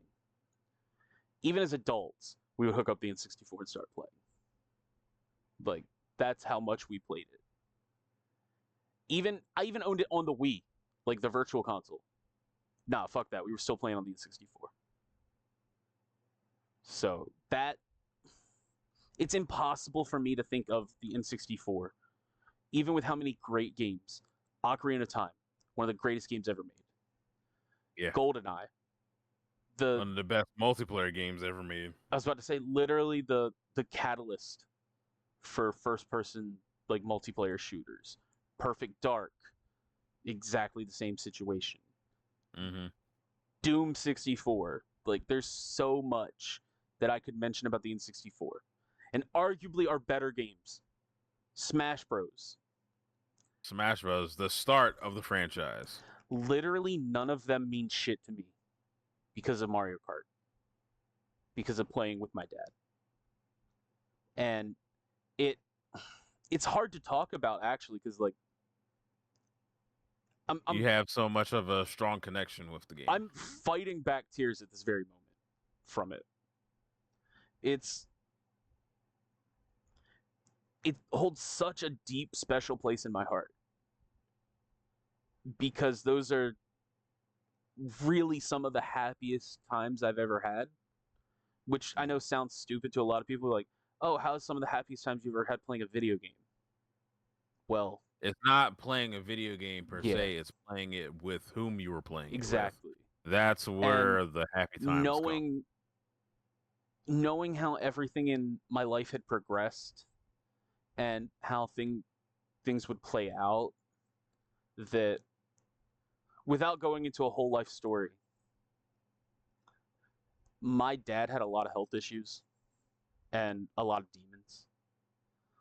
Um, those moments didn't always happen of happiness, and as I went into like later teenage years and adulthood, it really disappeared.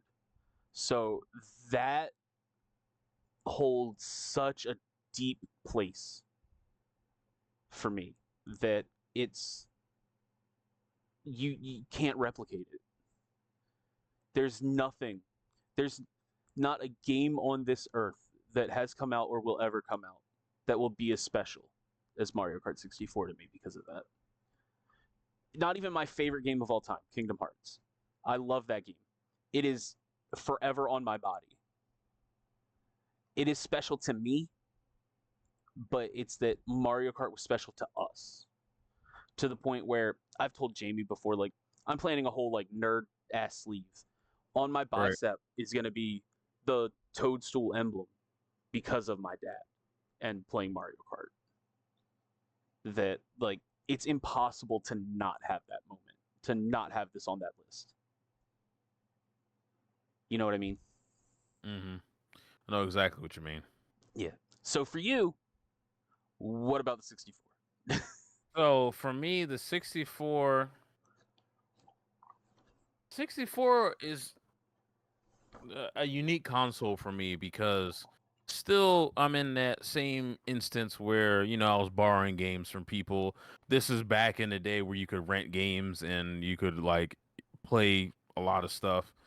With movie But gallery, Blockbuster, Hollywood Video, all that. even like the mom and pop video rental places, like we didn't have, Salisbury was kind of far sometimes, but there were two video rental places in in Princess Anne that we could go to, Yeah.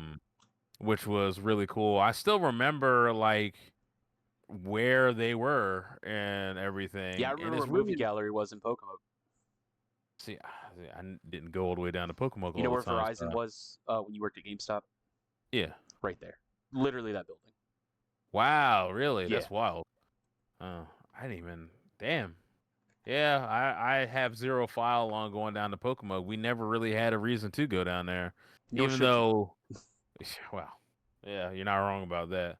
But no, like we would, every now and then, mom would like, especially remember the weekends where you could rent games. Yes. Sometimes mom will go through and rent something for me on like a Friday, and Hmm. I play it, and we return it on like a Sunday or like a Monday when she had to, run up there and drop it off. Yeah. But yeah, I got a couple. Okay. I have one. The game that I rented the most Hmm. was Kirby 64, Okay. Crystal Shards. I love that game. That game was so fun, and it introduced the combination of abilities and stuff where you could grab an ability, and then if you knew another enemy that was around, you could throw that ability at them, turn it into a combined ability, and you could have something like really busted. Or you can have something that just didn't work, or that was just fun regardless. And my favorite thing to do was to combine bomb and rock, because what it would do was it would throw out a giant bundle of TNT, and it would explode, and it would shoot rocks everywhere. Cool. And like if you didn't know what you were doing, it would actually damage you. But the trick was like when you did that, you would hold down and Kirby would put a helmet on and he'd be protected from everything. But it actually would clear the field and it would deal like massive damage to bosses. It's not really what's the word? It's not really like optimal. Practical. Yeah, practical too for stuff like if you're speed running or whatever, or anything else like it, but it's just really fun to use. The next one that I would do is Mystical Ninja starring Goemon, which is like kind of I holds another special place in my heart because like whenever like I'd have, we didn't have a whole bunch of TVs and stuff. So like if I was playing video games, like I was basically monopolizing the TV. Yeah. Um, and like I was, we had the chairs situated where I had a chair near the TV that was real comfortable so that I could play, whatever video games that I was playing. So, and it was just I put so much time and effort into that game. Like I memorized it to the point where I can't beat it 100%, but Hmm. I can sit down and I can just run through the game in 8 hours. It's one game that I can honestly say besides Kirby, that I can just sit down and play, and I could just go and blow through the game and just not care. I can just sit down for an entire day and just play and just not care and just enjoy what I'm doing. Like tune everyone out and just enjoy this one game, you For know? sure. My next game is Jet Force Gemini, Hmm. which I love, but I've never been able to beat it. Like and it's for such a kitty sounding game, it was so fucking violent. Like you had guns and you were killing ants, but when you killed the ants, they would like like shower of blood. Like it was like over the top to the point where there is a so if you rescue 5 of the creatures on the planet, there is a secret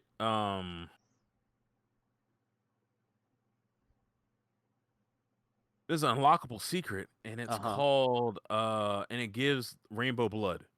Okay. So when you kill stuff, it shoots rainbow blood everywhere. But it had 3 characters. It had a guy, a girl, and a dog. But like you could get upgrades for each one, and each level can be played multiple times because sometimes you needed one person to get into another place to get something else for another character. Yeah. So you had like you were bouncing between characters trying to figure out stuff. Also, not everybody had the same gun. Okay. So it I love the game. By the way, that game is on the Nintendo 64 store on the Switch, which I would love to go back and play, but I'd actually have Game Facts open so I can just go through and beat the game We need because to I'm upgrade our not. Switch Online to be able to play in 64 games. Yes, I know. I gotta hit you up with that. Yeah, we'll figure that out. Um, any others for the N64? Let me think. Trying to figure out what else did I play. Like, obviously Star Fox. Yeah, I mean there was Um, like the N64 had so many classics. There was Star Fox, Pokemon Stadium, Donkey Kong, Donkey Kong. Pokemon Stadium, which I enjoy. I love Oh, Stadium. I got a story to talk about Stadium. Remember when you could take like oh, there's also Pokemon Snap. You could take the Pokemon fucking Snap. pictures and take the shit to like Blockbuster and have them Oh printed. yeah. Yeah, which was so cool. Like back in the day, how wild was that you could actually take your pictures and print them out somewhere? You know what I Right? mean? Um, but Pokemon Stadium. So obviously you had the little bottom part that you could plug your cart in. Yeah. Some odd reason, like I went to sleep one day and I woke up and I went to go and put my game cart into that little the I can't remember what the fuck it was called, but The it had adapter. like yeah, the adapter, and I'm like, there's like blue shit in here. Like somebody like put some blue stuff in that adapter for some odd reason. I'm like, how the hell? Like I was trying to figure out, talk to mom. I'm like, what is all of this in here? And she didn't know. Like to this day, I don't know what happened, you know? Just got the But mystery I mean, of the blue shit. yeah, basically, yeah, it was a mystery of the blue shit. But back in the day, we were playing yellow, so I was like, beating the shit out of my friends playing yellow. Like why But wasn't it yellow shit? jeez, yeah. But no, like, yeah, God's sakes, God, that was such a fun time. I remember that. Those were the good old days, my dude.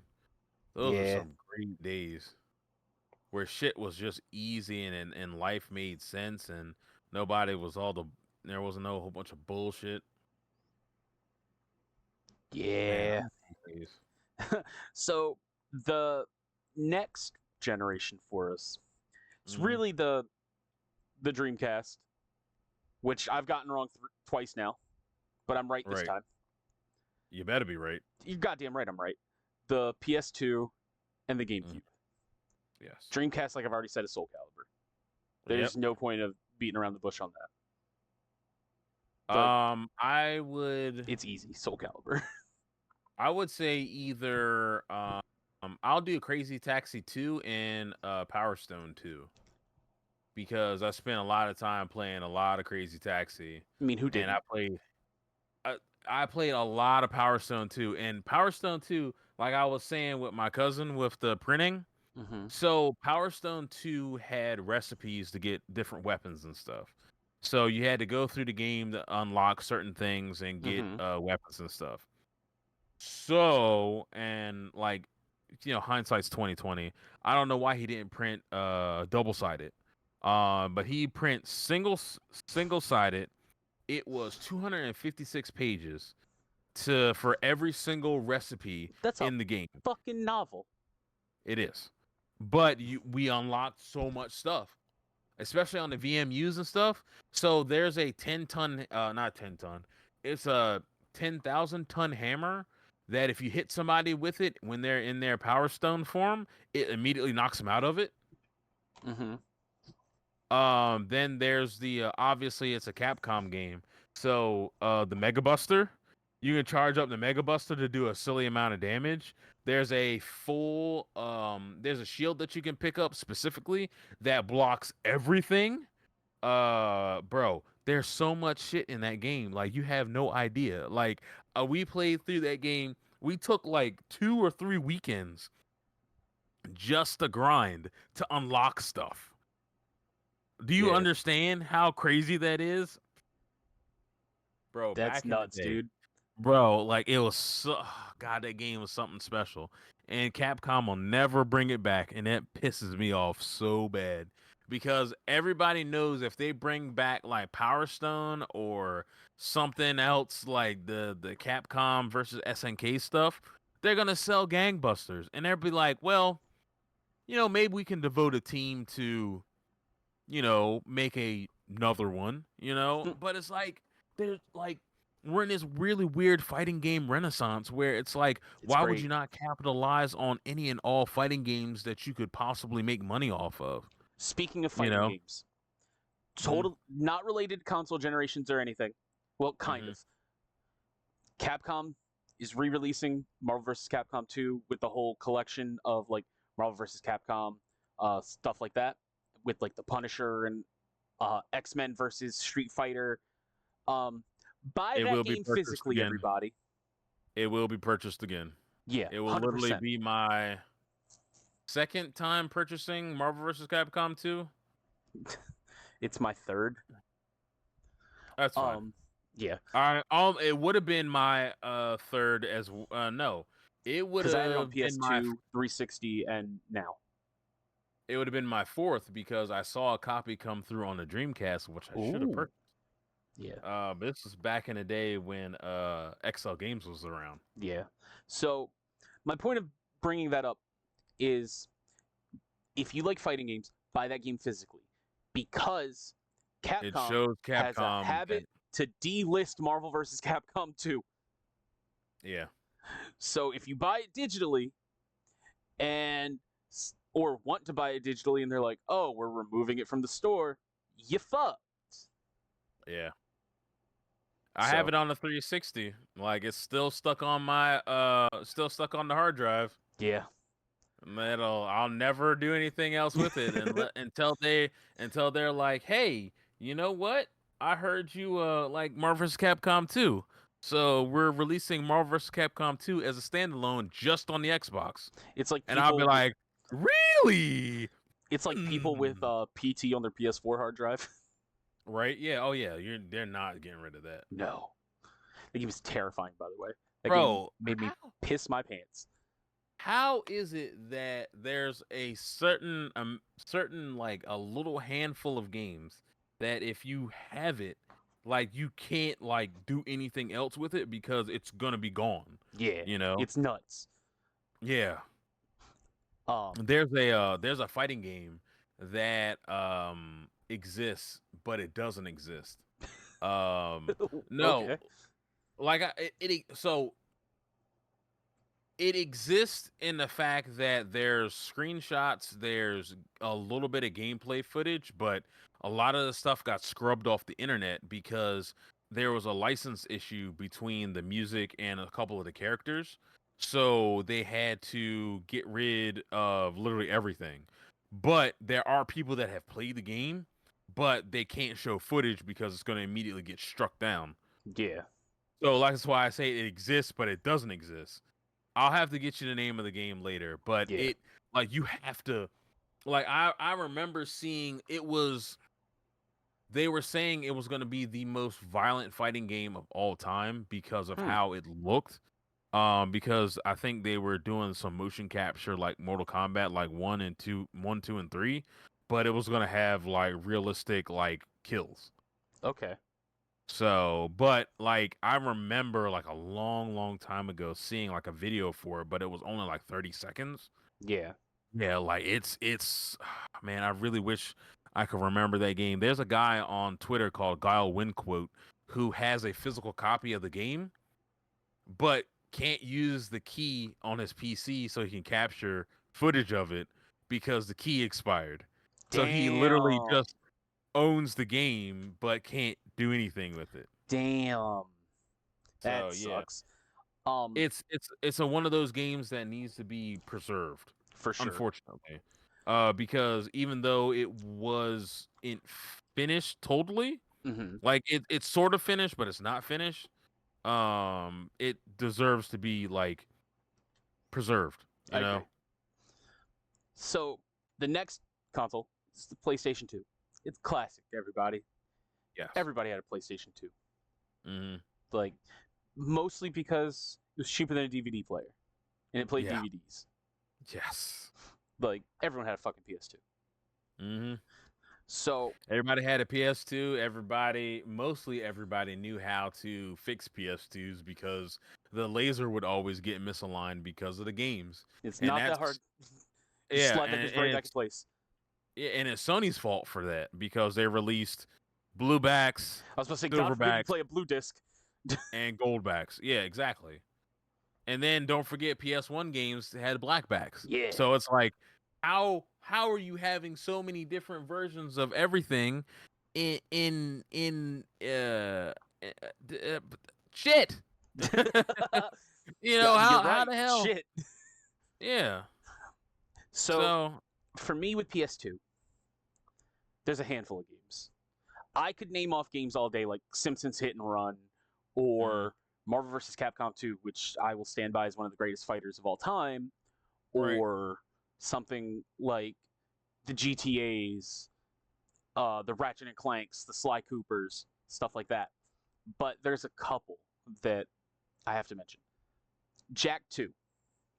I love Jack and Mhm. Daxter, but Jack 2 specifically kind of ignited my love for like 3D platforming games again because like I love Banjo Kazooie, obviously. Right. This was like Jack and Daxter was very similar to that in like the vein of but more advanced in the vein of like platform collect the items and Mhm. like basic attacks. Yeah. Uh Jack 2 was like, okay, we're gonna take that and we're gonna just steroids.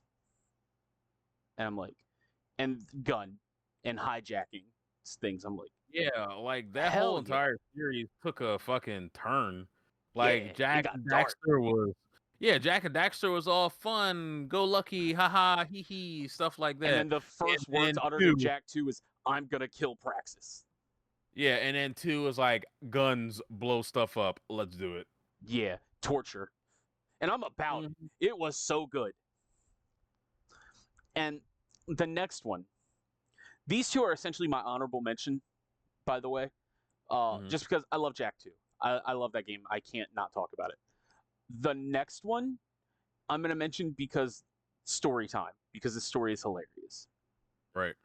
My mom, for some reason, had one rule and one rule only. Mhm. Jamie, as a basic white bitch, what do you think that rule was?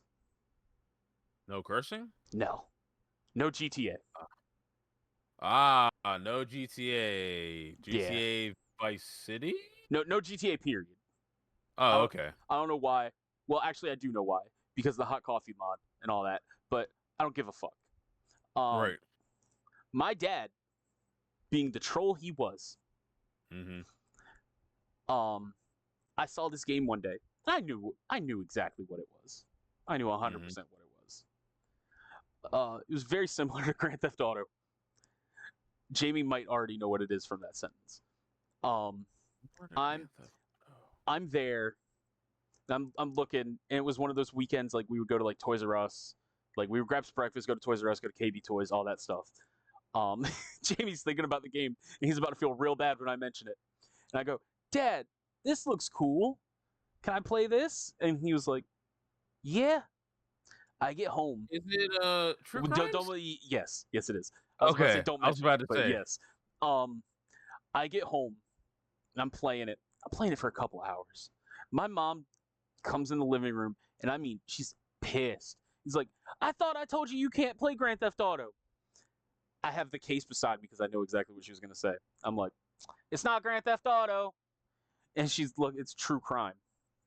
It's true crime Streets of LA. Nice. And I'm sitting there playing it, doing the exact same shit I would do in Grand Theft Auto. And she's Yep. furious. So my mom goes to my dad. He's like, "Why did you buy him this game?" Blah blah blah blah blah blah blah. Like furious, like yelling, like we're in the same room. He's watching me play this, Mhm. and he's like, "What? You said he can't have Grand Theft Auto. This isn't Grand Theft Auto. It's not Grand Theft It's Auto. not." And like my dad would, like I said, he would troll her, like literally just because. Mhm. And I think he knew the exact thing I was getting at too. Like that this was very similar to Grand Theft Auto, but it just wasn't Grand Theft Auto. So he Yeah. bought it and was like, well, it's not Grand Theft Auto. He's not breaking any rules. I Yeah. did it. He's like, I'm his dad. I can buy him what he wants. I'm like, yeah. So I'm sitting there playing True Crime, shooting the shit out of things, like Mhm. hijacking cars. I'm like, I got what I wanted. It's a fun game. Mhm. But But, PS2, see, one of the greatest eras of all time. the PS2 for me, was about a lot of RPGs. Fair. And that Uh, is I where played I a have to lot. mention my favorite game of all time. Kingdom Hearts 2. Yes. I love Kingdom Hearts, obviously. Kingdom Hearts 2 specifically is my I gotta try favorite. to see if I can find that picture. Hold on. I have the Oathkeeper and Oblivion on my arm because those are the two Roxas used. I like Roxas, but he's not my favorite character. Riku is my favorite character. The reason that it's that is that it reminds me of kind of the friendship, the duality of how Sora always had Riku and Kari with him. And in Kingdom Hearts 1, the Oathkeeper always represented Kari and the Oblivion represented Riku, which is why that's on my arm. But in Kingdom Hearts 2, because it was part of Sora, he had the Oathkeeper and Oblivion.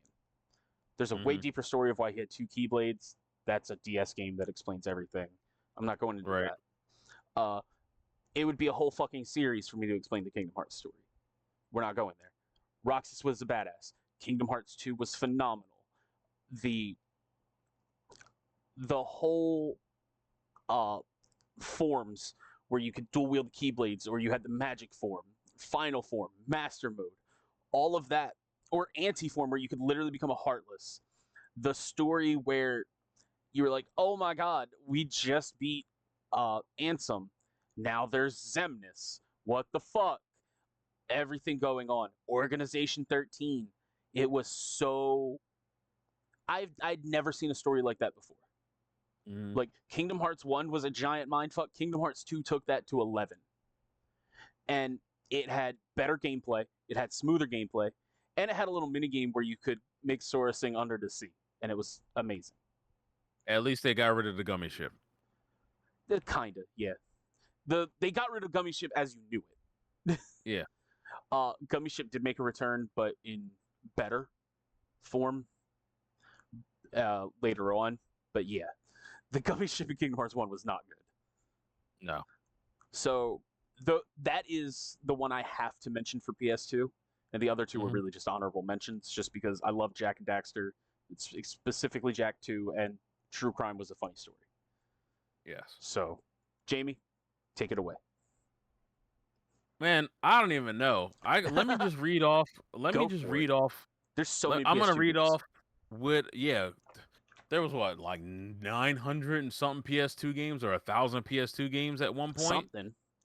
Yeah, it's ridiculous. So because, I mean, I'm gonna they didn't discontinue like FIFA, for example, until like 2010 for PS2. Yeah, because there were still people playing it in Brazil, and you're going to cater to Brazilians when it comes to soccer. Of course you are. Because they're going to purchase your game.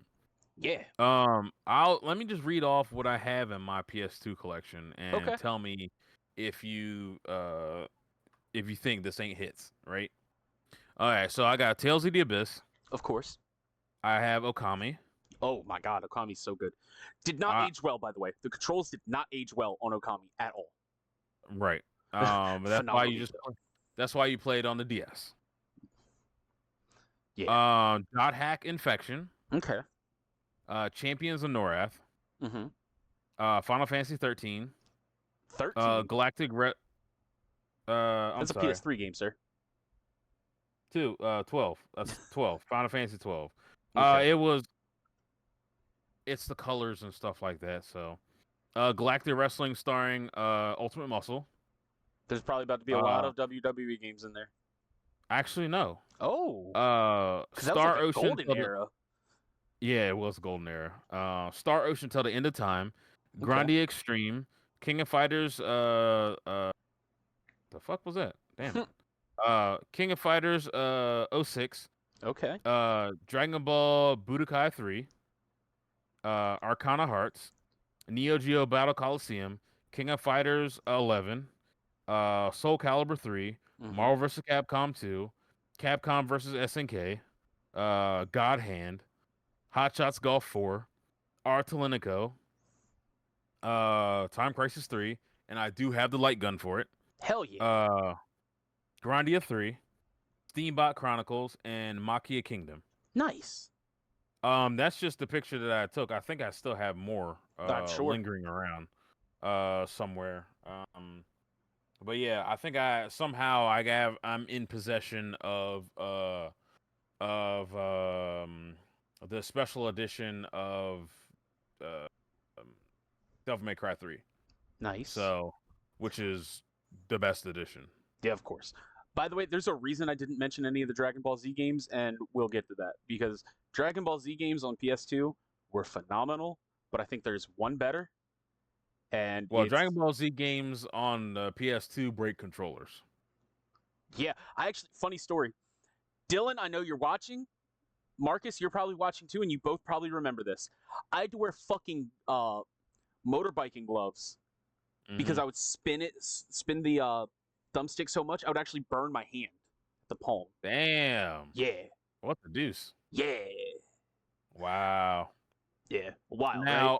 Now, I will say this, under some shitty circumstances, I did have Dragon Ball Z Budokai 2.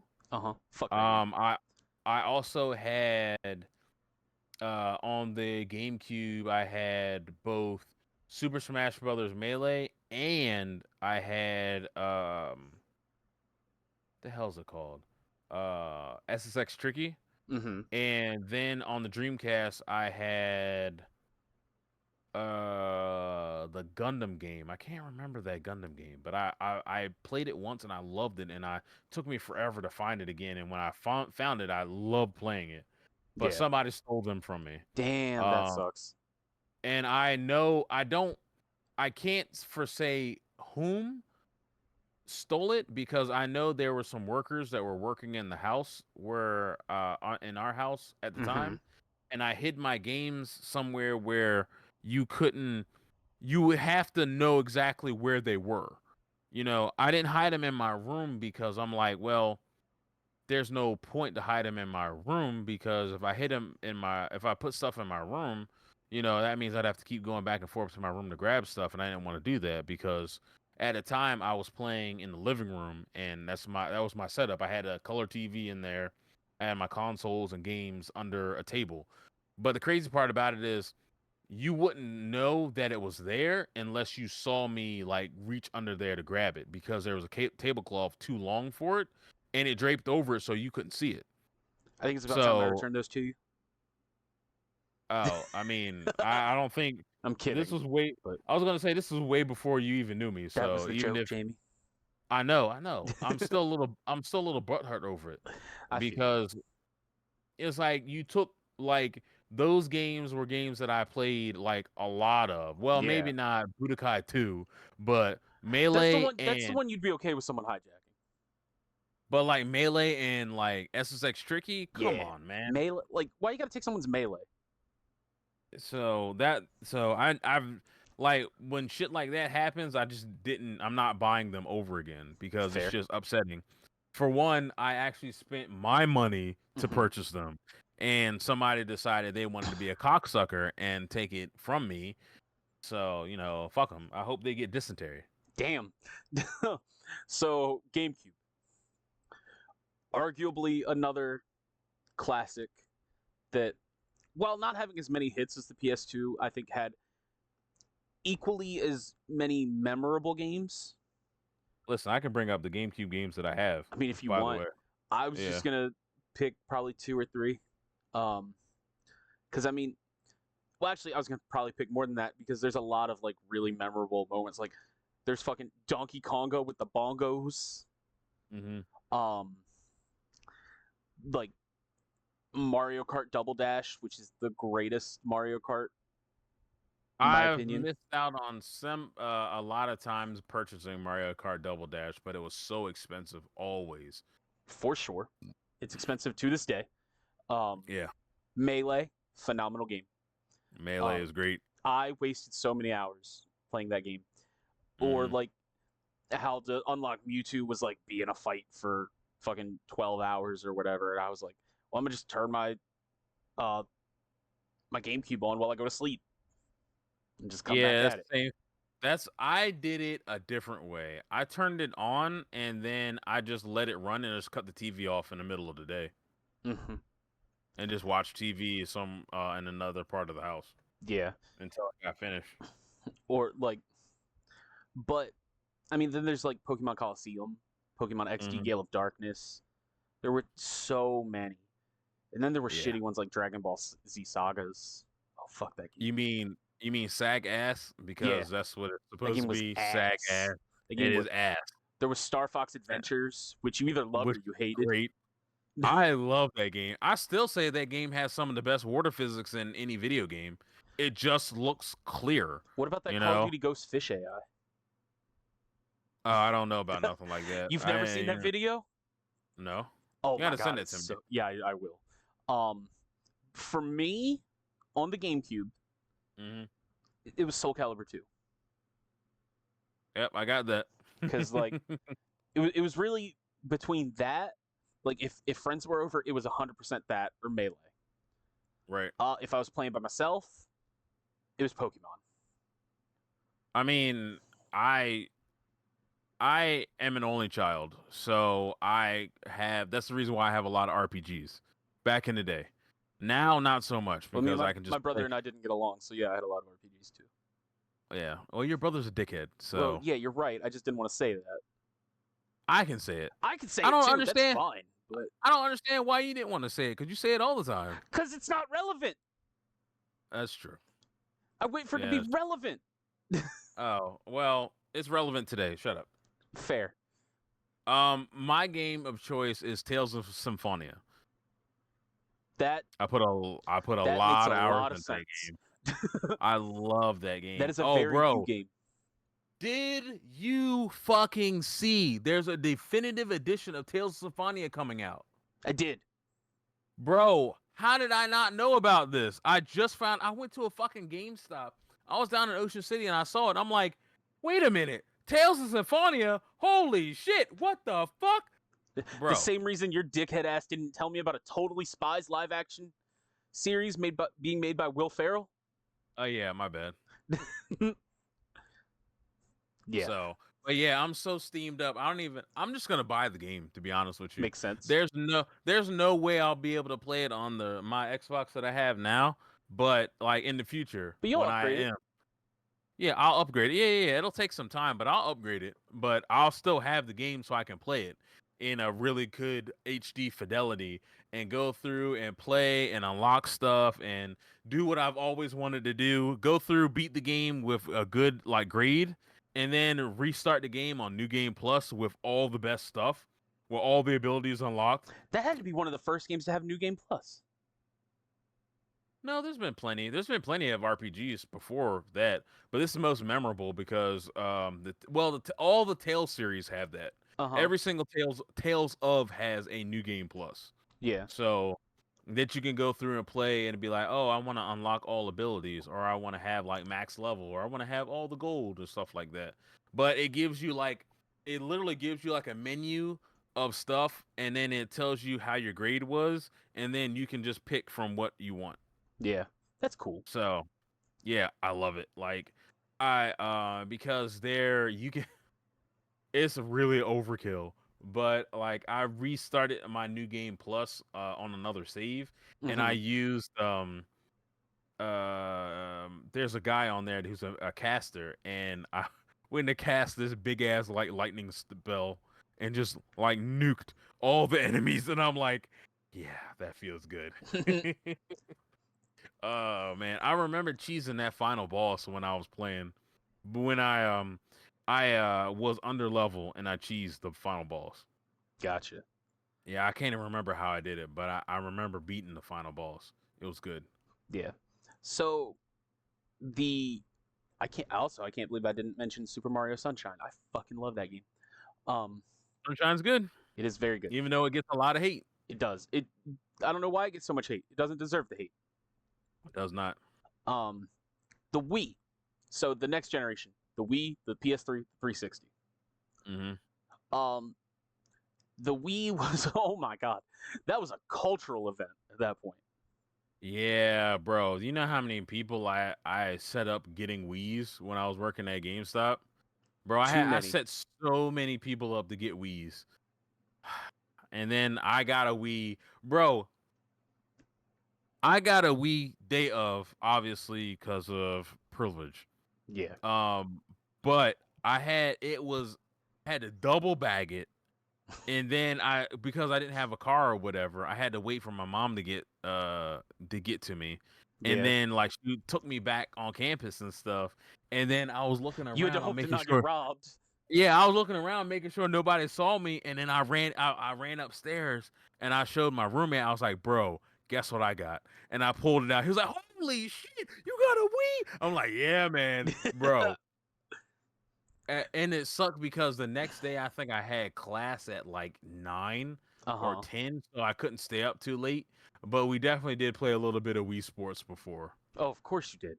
Of course you had to. And then we went through and I put it away, and then I stuffed it somewhere so nobody could go through it and find it and shit like that. Because there was like a rash of thefts where people would forget to leave the Yeah, naturally, like you went to UMES. yeah, well, Like that's neither here nor there. that But yeah, there's the always Wii something was going really on there. fun. Yeah. Well, not anymore. It's actually calmed down a lot. Yes, it's the fucking murder. Yeah, well, Because they were like, hey, we actually have to do something about this now. yeah. Oh man, I gotta stretch out a bit. No, it's fine. My knee is starting to hurt. So with the Wii, Mm-hmm. like I said, cultural phenomenon. So many Cultural great games. phenomenon. But there's Very two I good gotta game, mention. And this right? isn't like an honorable mention. This is literally like my two favorite games on the Wii. Like Mm-hmm. tied for number one. The Legend of Zelda Twilight Princess. Of course. I absolutely love that game. It it is my favorite Legend of Zelda. Mm-hmm. I stand by that. I think Breath of the Wild is the best, but Twilight Princess is Breath my of the Wild favorite. is really good. Yeah, I love how dark Twilight Princess was. Wolf Link was so much fun. Mm-hmm. Everything about it. The boss fight with Ganon, where you would switch back and forth. Oh my god, dude! Everything about that game was just great. Right. And then there was the reason I didn't mention Dragon Ball. Dragon Ball Z Budokai Tenkaichi 3. Playing that shit on the Wii felt so good. Yeah. Like you ever just like Dragon Ball fans, you ever just like as a kid do the Kamehameha? Guess what? You did that shit on Tenkaichi 3 on the Wii because you used the motion controls. And it was literally put the two together and go like that. And you would hold it to do the blast. It was, oh god. And it had every character from Dragon Ball to GT to the movies, everything you could possibly think of. And then they were like the controls are just what made it, in my opinion, for that. Was it art? Was it really the best way to play that? No. No. Really just play that shit on a PS2 or put a classic controller. Yeah. But was it the most fun to play it that way? Absolutely. It was absolutely the most fun to play it that way. Like there's no other way to explain it. It just as a Dragon Ball nerd, it like the pleasure of like feeling like immersed in it like Kamehameha or Masenko or anything like that. It was so dope to be able to do that.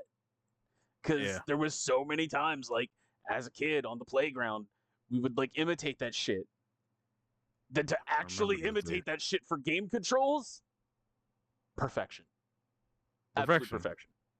I love it. Yeah. So for you, is the Wii game Wii Sports, or do you have one? Wii Probably Sports is Smash Brothers, totally valid pick. Okay. Melee, Brawl, you not mean? Melee, Brawl. Bro, because we played a lot of Brawl. We played a lot of Brawl, If this ever and that blows up, was the internet's gonna light you up over picking Brawl. But yeah, I yeah. love But I Brawl. mean, I love Brawl. like, I But love Brawl for what it was, but I mean, I didn't have Melee, so yeah, and I kick mostly rocks, used my internet. Just kidding. Please keep watching and please watch, subscribe, all that. yeah, like, comments, but I Tatsunoko versus Capcom. I played. I I gotta. knew you were gonna mention that game. I knew it. It's really fun. It Like, is. It is so good. I just wish that we could get like a second one, maybe. I was about to say that game led to nowhere though. Well, it was on the Wii. Like, it's not like a fighting game that was specifically on the Wii. It's not going nowhere. That game also probably sold 12 copies, and we were 2 of them. Yeah. So I'm trying to remember what other Wii games that I played. Mad World. I never played Mad World. You never played Mad World? Oh my god, you got to play Mad World. It's so good. I mean, there was Twilight Princess. There was Pokemon Battle Coliseum, Mario Galaxy, Mario Kart. I played Mario Kart, but I didn't own Mario Kart. Yeah. I think it was just a lot of. Of course, I didn't play that shit. Kirby, Donkey Kong. It was more. I played more 360 stuff back when. We were playing way too much 360 and not enough Wii because there wasn't a lot of quality Epic Mickey Wii was games on the that Wii. came out. I should have played Epic Mickey because I heard it was really good. Yeah. I think it got ported. Actually, you might be able to pick it up. Yeah, I think it's got ported everywhere. Like there's Epic Mickey and Epic Mickey 2. Yeah. I just played the second one because the second one's probably better anyway. Yeah. But PS3. We're gonna save 360 for last because everyone has 360. Okay, so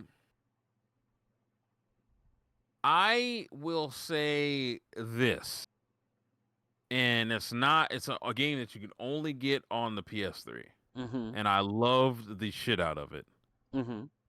Fat Princess. I fucking love that game, bro. Why can't they make another Fat Princess? Dude, it's right? So good. Oh my god.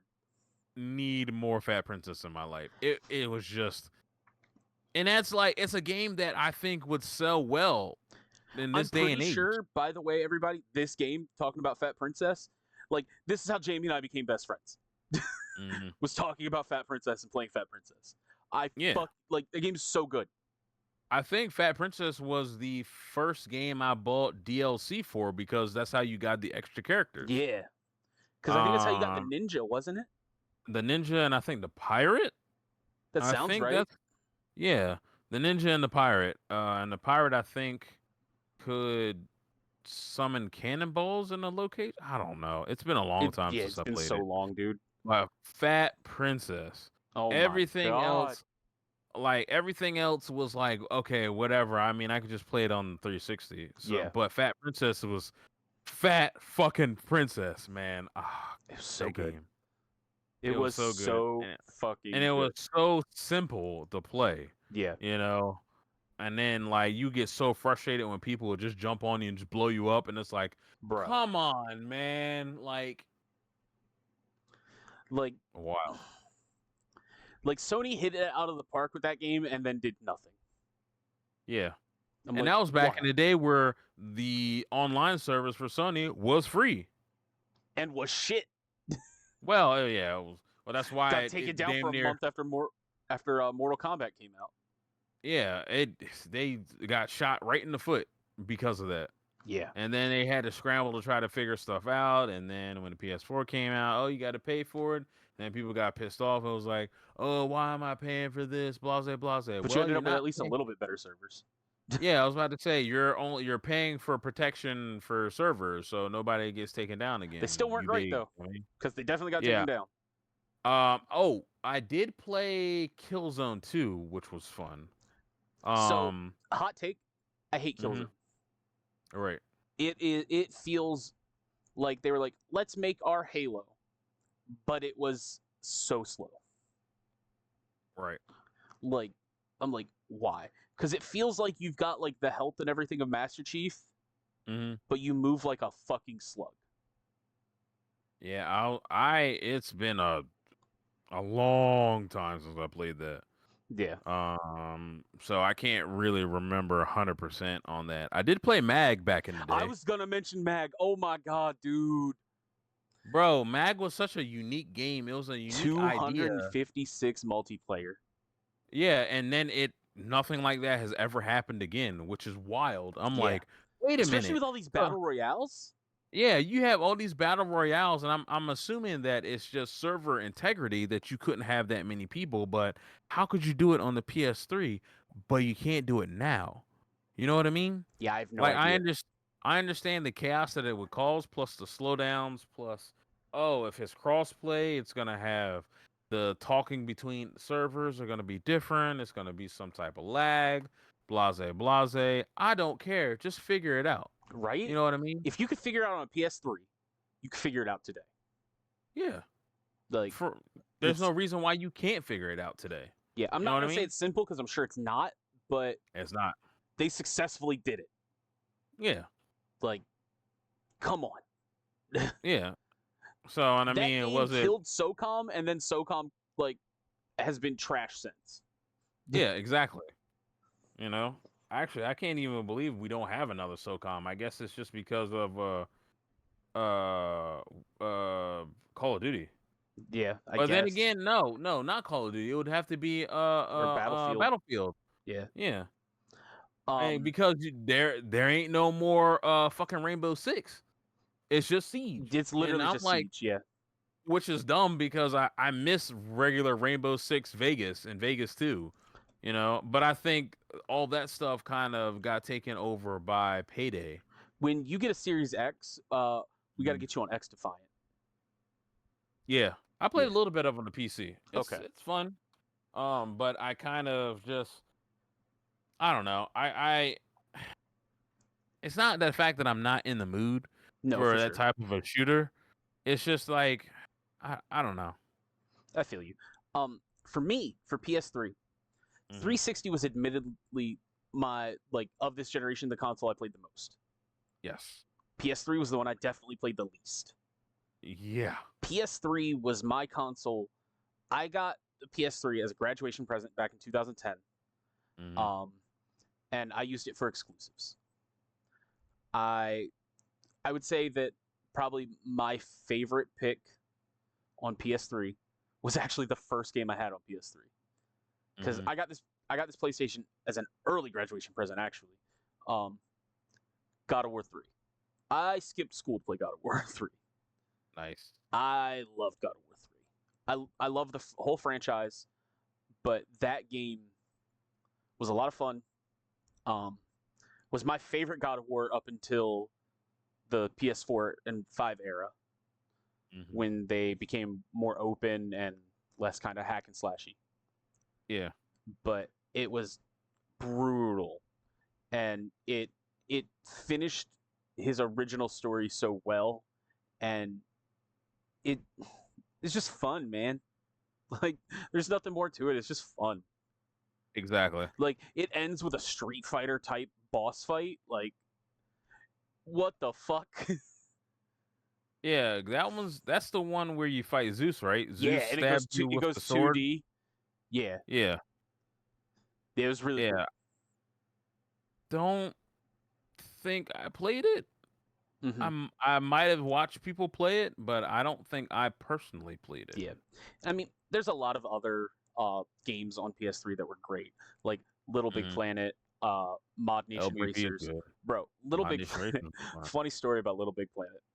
Hmm. I've got. It was right Oh, after I hold got my on. PS3. I got a funny story to talk to you about Little Big Planet as well, but I'll All let right. you finish yours. Oh, okay, so Little Big Planet had pretty much just come out. Um, Hmm. I took my PS3 with me on a robotics trip. Yes, I was a robotics nerd. It paid for my college. It was fine. um, Hmm. Me and a friend of mine. What's the first thing you think got built in Little Big Planet?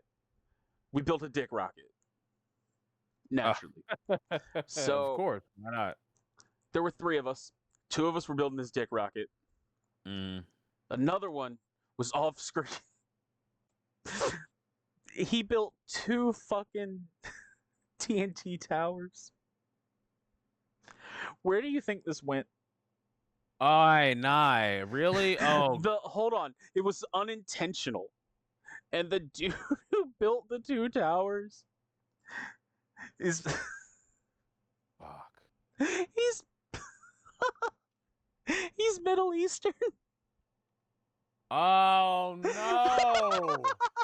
Bro, come the fuck on. Are you kidding me? I swear to God. Part of Holy the shit. rocket broke off and it started spinning. And we're like, where's it going? And it went right into the two towers. Jesus. Oh, Come on, fuck. man. Dude, What the we fuck? were all fucking crying at that point. Like, we were done. Oh, man. Jeez. It was great. Holy fuck. That is the absolute dog shit worst. But, like, And what I makes it understand it was hilarious is none of it was intentional. yeah, that's what I was saying. It wasn't intentional, but still, it's like, holy shit. Like, That's that's fucking what wild. makes it hilarious. Is that none Damn. of it, like zero of it had any sort of like joke behind it or prep or nothing. But it happened. Yeah, it happened, all right. Shit. Little Big Planet accidentally recreated 9/11. Jeez. So what was your Little Big Planet story? Actually, it's really funny because I went through so Little Big Planet came out with something else. It was on a midnight release. Yeah. So we had a What wasn't a PS3 midnight setup. release back then though? Yeah, right. Yeah, you can't fucking have a midnight release now. Everybody goes fucking crazy. Fuck, right? Um I went through and there was a song in Little Big Planet that just caught my ear, and I'm like, man, what is this song? So back in the day, we had Shazam, so I just Shazammed the song, and I'm like, oh, okay, so it's by the Go Team. I've never heard of them before, so it actually took me on a rabbit hole for the Go Team. So like the Go Team like quickly became like one of my favorite like alternative like rock Mm-hmm. bands. And the crazy part is they're British, and I hopefully I would like to get tickets to go see them in November Oh, if this is the one you possible. were talking about a couple podcasts ago. Yep. Cool, cool, cool. Yep. Yeah, so hopefully the tickets are still on sale, because if not, then I'm gonna try to see if I can pull some strings to see if I can get in there without having to pay. Gonna sneak But your I ass would in. no asking for a favor from my cousin to see if he knows somebody that can get me in for free. Oh, word? Yeah. But I would like to pay because I really enjoy them. They're For really sure. upbeat. And I showed you the record, right? I Yeah, remember yeah, on the yeah, yeah, yeah. podcast I did show the record. So Yeah. yeah, I have the record. It's their 25th anniversary of that record. Mm-hmm. So yeah. Yeah. That's awesome though, dude. Mm, So for 360, there were fuck. What so can't we many. say? Oh What my can't we god. say? Like Can we just say the whole seriously. 360? Like I would say the whole 360. I'm gonna say the Like 360 Halo arcade, Reach? Like I almost failed out of college because of Halo BioShock Reach. 1 and 2. One versus Uh 100? Bro, 1 versus 100. Spent an entire summer playing Dog. 1 versus 100. What about the fucking Doritos game? Or was that on Bro, Xbox Crash One? Course? Yeah, Yeah, that's Crash Course. 360. Yeah. Oh man. Or Oh, if you're talking about Crash Course, we might as well talk about Trials. yeah, Trials was there. Brutal Like Legend? brutal. Oh man, Brutal Legend. Like what Batman else was Arkham on there? Asylum and City and Batman. Origins? Bro, 360 was knocking it out the Like park. I can't Halo 3, ODST, Halo 3, Halo 4? Halo Ots. Yeah. Halo Wars, Civilization Revolution, Soul Calibur 4, Mm-hmm. Marvel vs. Capcom 3? Oh yeah, MVC3 was good. Yeah. I Damn, didn't what like all else the was on aerial there? combat, but that was still a good game. Like Like Red there's Dead too Redemption? much to pick. Yeah. Like There's way too much to pick on the 360. like Eh, honestly, I would say that the 360 era. Also Modern Warfare 2? Fuck. Um Oh, bro, Black Ops 2. yeah. That was the most unbalanced Call of Duty, but it was so fun. Yeah, it was super fun. You Yeah. know? Like It's so hard to pick a Injustice. Damn it. Ugh, it was so good. So Oh good. shit. Mortal Kombat 9, aka just Mortal Kombat? Yeah. I already Bro. mentioned that one with the PS3 though, but yeah. Shut up. Fuck, dude. Oh my god, it was so good. It was so good. There's so much. Like on It was just the it was 360 truly a alone. golden age. Yeah. South Park Yeah, and the Stick of Truth. yeah. That was Yeah, we'll never have that over again. Final Like, Fantasy 13. I don't care what anyone says on the internet. Final Fantasy 13, fucking phenomenal. Like, yeah, dude, oh my god, it's impossible to pick a favorite out of 360 games. yeah. Like, It's physically impossible because there's so many good games. right, like it was hit after hit after hit after hit. Oh, Like, motherfucking Alan Wake? I've not played that for the simple reason of I'm terrified it'll put me in a hospital. Yeah. Like, oh my god, dude, it was so good. But if I had to pick a favorite, it would be Arkham City. Mm-hmm. It would 100% be Arkham City. Yeah. The next one is the Wii U. We're moving on to the I next didn't have generation. Yeah, I was gonna say I didn't have Wii U, so Ain't no one have a Wii U. Fuck the Wii U. Yeah. 13 people bought the Wii U. Mm-hmm. And I was one of them, and then with the Wind Waker edition, and then resold it because I remember I did not like Wind Waker. Right. Sold that bitch for a profit immediately Mm-hmm. because I had my discount at GameStop. Exactly. But the PS4. Mm-hmm. Again, like the PS3, I used for exclusives. I loved God of War.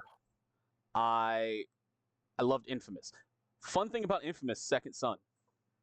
Remember when GameStop made this dumbass idea that along with the demo units, they wanted a fucking live console right beside the registers for people to come in and like look at and shit?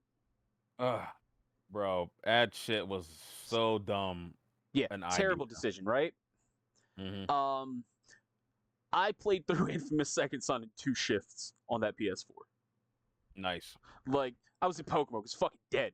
That store should not have been open. Yeah. So it was either that or like sit behind the counter and watch Gundam Build Fighters. Mm. I did both, but like Infamous Second Son, there was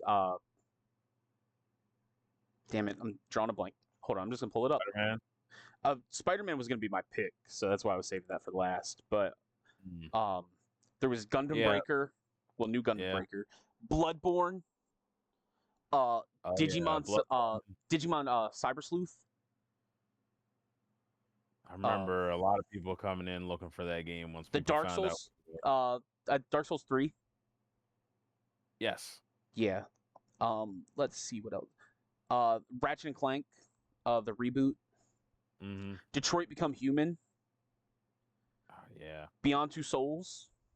Yeah, Beyond Two Souls. Yeah. All of those like That's You type like party games were pretty cool. Mm-hmm. But yeah, Spider-Man. Absolutely Spider-Man. Yeah, Spider-Man is going to be my pick regardless. So like that game, Spider-Man 2018 was such a good game. I cried. Kind of a running trend here. Yeah, that happens. But you're very emotional. It happens. Yeah. Yeah, there's nothing wrong with that. No, it's totally fine. And then, like just the gameplay, the story that it told, everything about it was just stunning. Yeah. It took what Arkham did and then elevated it, in my opinion. Yeah. Both are phenomenal games. Don't get me wrong. Both are also totally different in reality. But you can see that the building blocks that Rocksteady created with Arkham, Insomniac were definitely inspired by creating that open world, by using that combat system that they do with the gadgets and everything. It was It was so fluid and so well done. And then the suits. Oh my god, the suits. Yeah. It was so good. Like everything that they did with it, like they were like, we're staying true to the comic books or the movies or stuff like that. Like they had the suit from Into the Spider-Verse, and it literally ran at a different FPS than the rest of the game to give it a comic book look. Which is like a nice little touch, but that's just That love shit that they also had put to be into the so game. hard to do, Yeah. to run a fucking character model at a different FPS than every other character model Yeah. and different than the whole world. Like, Yeah. oh my god. Like it everything they did, the minor details to the major, they did with care. And that is why, like, over like God of War, over Horizon, stuff like that, that is why I'm picking Spider-Man. Yep. Yeah. I feel the same way, to be honest with you. Yeah. And then there's the Xbox One, which a generation that gets a lot of hate because of the way it started. Yeah, but look at it now. Microsoft really had to build back, and even in the beginning, I didn't think it was bad. It was Right. great. Yeah, it was overpriced. 500 was Yeah. pretty steep for the console, Mm-hmm. but that's because it came with the Kinect, which I'm sad that they abandoned because I loved the Kinect. At least for the Xbox One, with the voice commands and everything, that was so cool. Mm-hmm. But then the games, the Xbox One was definitely a console where its highlights not only came from Microsoft, but more so were told by the third party. Like there was Sea of Thieves, which is still going strong today. Mm-hmm. There was Halo 5 Guardians, which a lot of people didn't like, but I loved. I loved the multiplayer. I liked the story. I thought it was really neat. Their Destiny started in this generation and is still going in this generation because there's some people that haven't upgraded like at all. Like they're still on the Xbox One and PS4. Yeah. So like it's actually kind of hard to pick a game from the Xbox One generation and PS4 because it's still kind of ongoing. Yeah. I'm able to separate it because I'm into the next generation. The clear-cut contender for that, with all the great games, has to be Destiny 2. For me. I have over 2,500 hours in it for a reason. Yeah, I can't think of anything else more, to be honest with you, that could really work with anything related to like the PS4, PS5, I mean, there's phenomenal Xbox games One. like Sekiro or Elden Ring or fucking Gears 4, Gears 5. Like all of that are great. But none have hit as special as Destiny to me. Yeah. Also, a lot of the games are starting to become homogenistic, so that you can just play them on both consoles. There's still sure. exclusives, but there's more homogenation than they are exclusives. Which I think is because people are realizing, wait, if my game is only on one console, I'm only getting half of the profit. But if my game is on both consoles, I get a lot more money. So, shit. Hey, Sony, put Helldivers on Xbox. Sony should have been put Helldivers on Xbox. Yeah. I think Arrowhead would want that to happen anyway, because it would help out with the drastic drop off when it came to the player count. Yeah. But I think, Sony wants to be like, no, you still got to have a Sony ID to be able to play this, blase, blase. And it's like, Sony, come off it. Like, you don't need to have a PlayStation ID. You're just using that to track people to try to figure out in what region is your game, like, being played in. For sure. Like, you don't need that. Just know that you're getting the money for the game. Stop bullshitting. You know, we know what you're doing. So I think we're both really just in agreement with that with Destiny. Mm-hmm.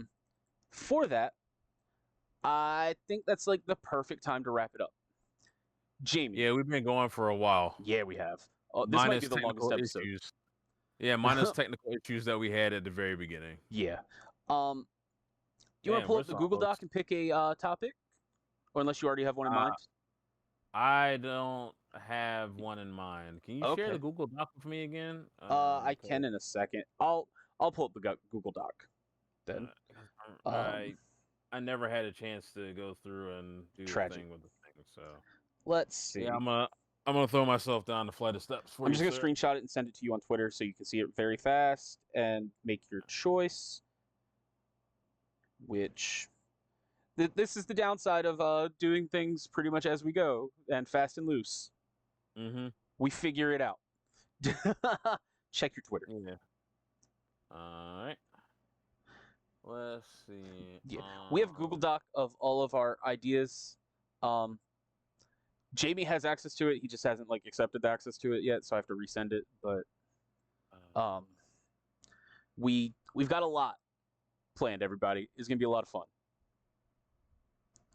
Or if you have a different topic that you want to go through that's not on there, Jamie, let's do it. I haven't thought of anything. The Okay. only that's the bad part.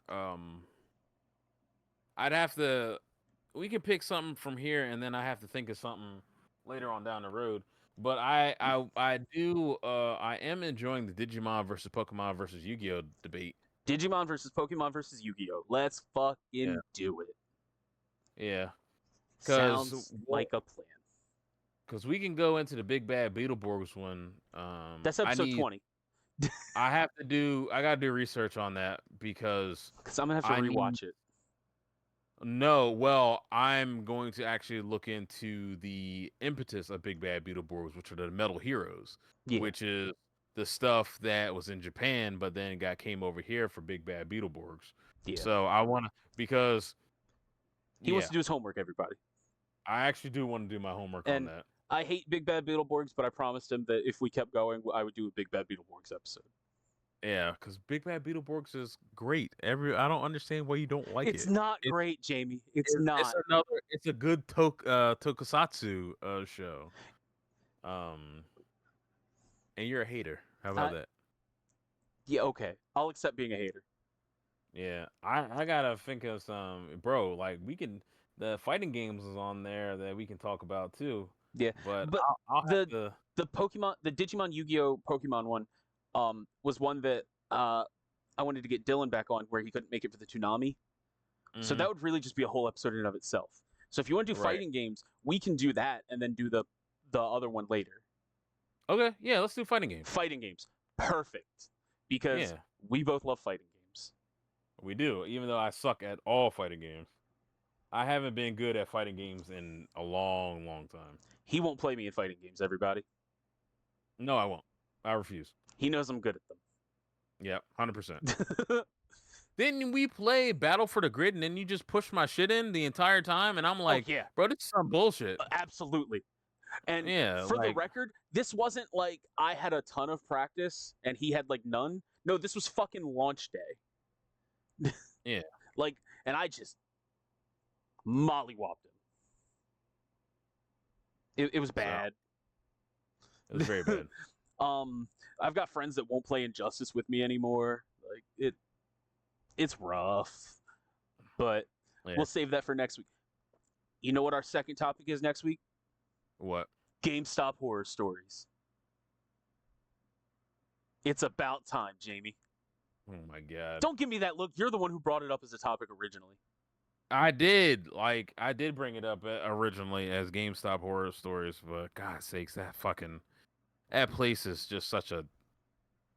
But we can get it out. That's true. We can finally get it out. So, true. Yeah. Fighting games and GameStop horror stories next week. And that's it for the Nerd Table. Do us a favor, give us a like, subscribe, follow on YouTube or Spotify. Hey, if you're like a rich company or rich person, sponsor us. Yes, please. I'm a whore. Please do it. We want to improve this and keep going and do more.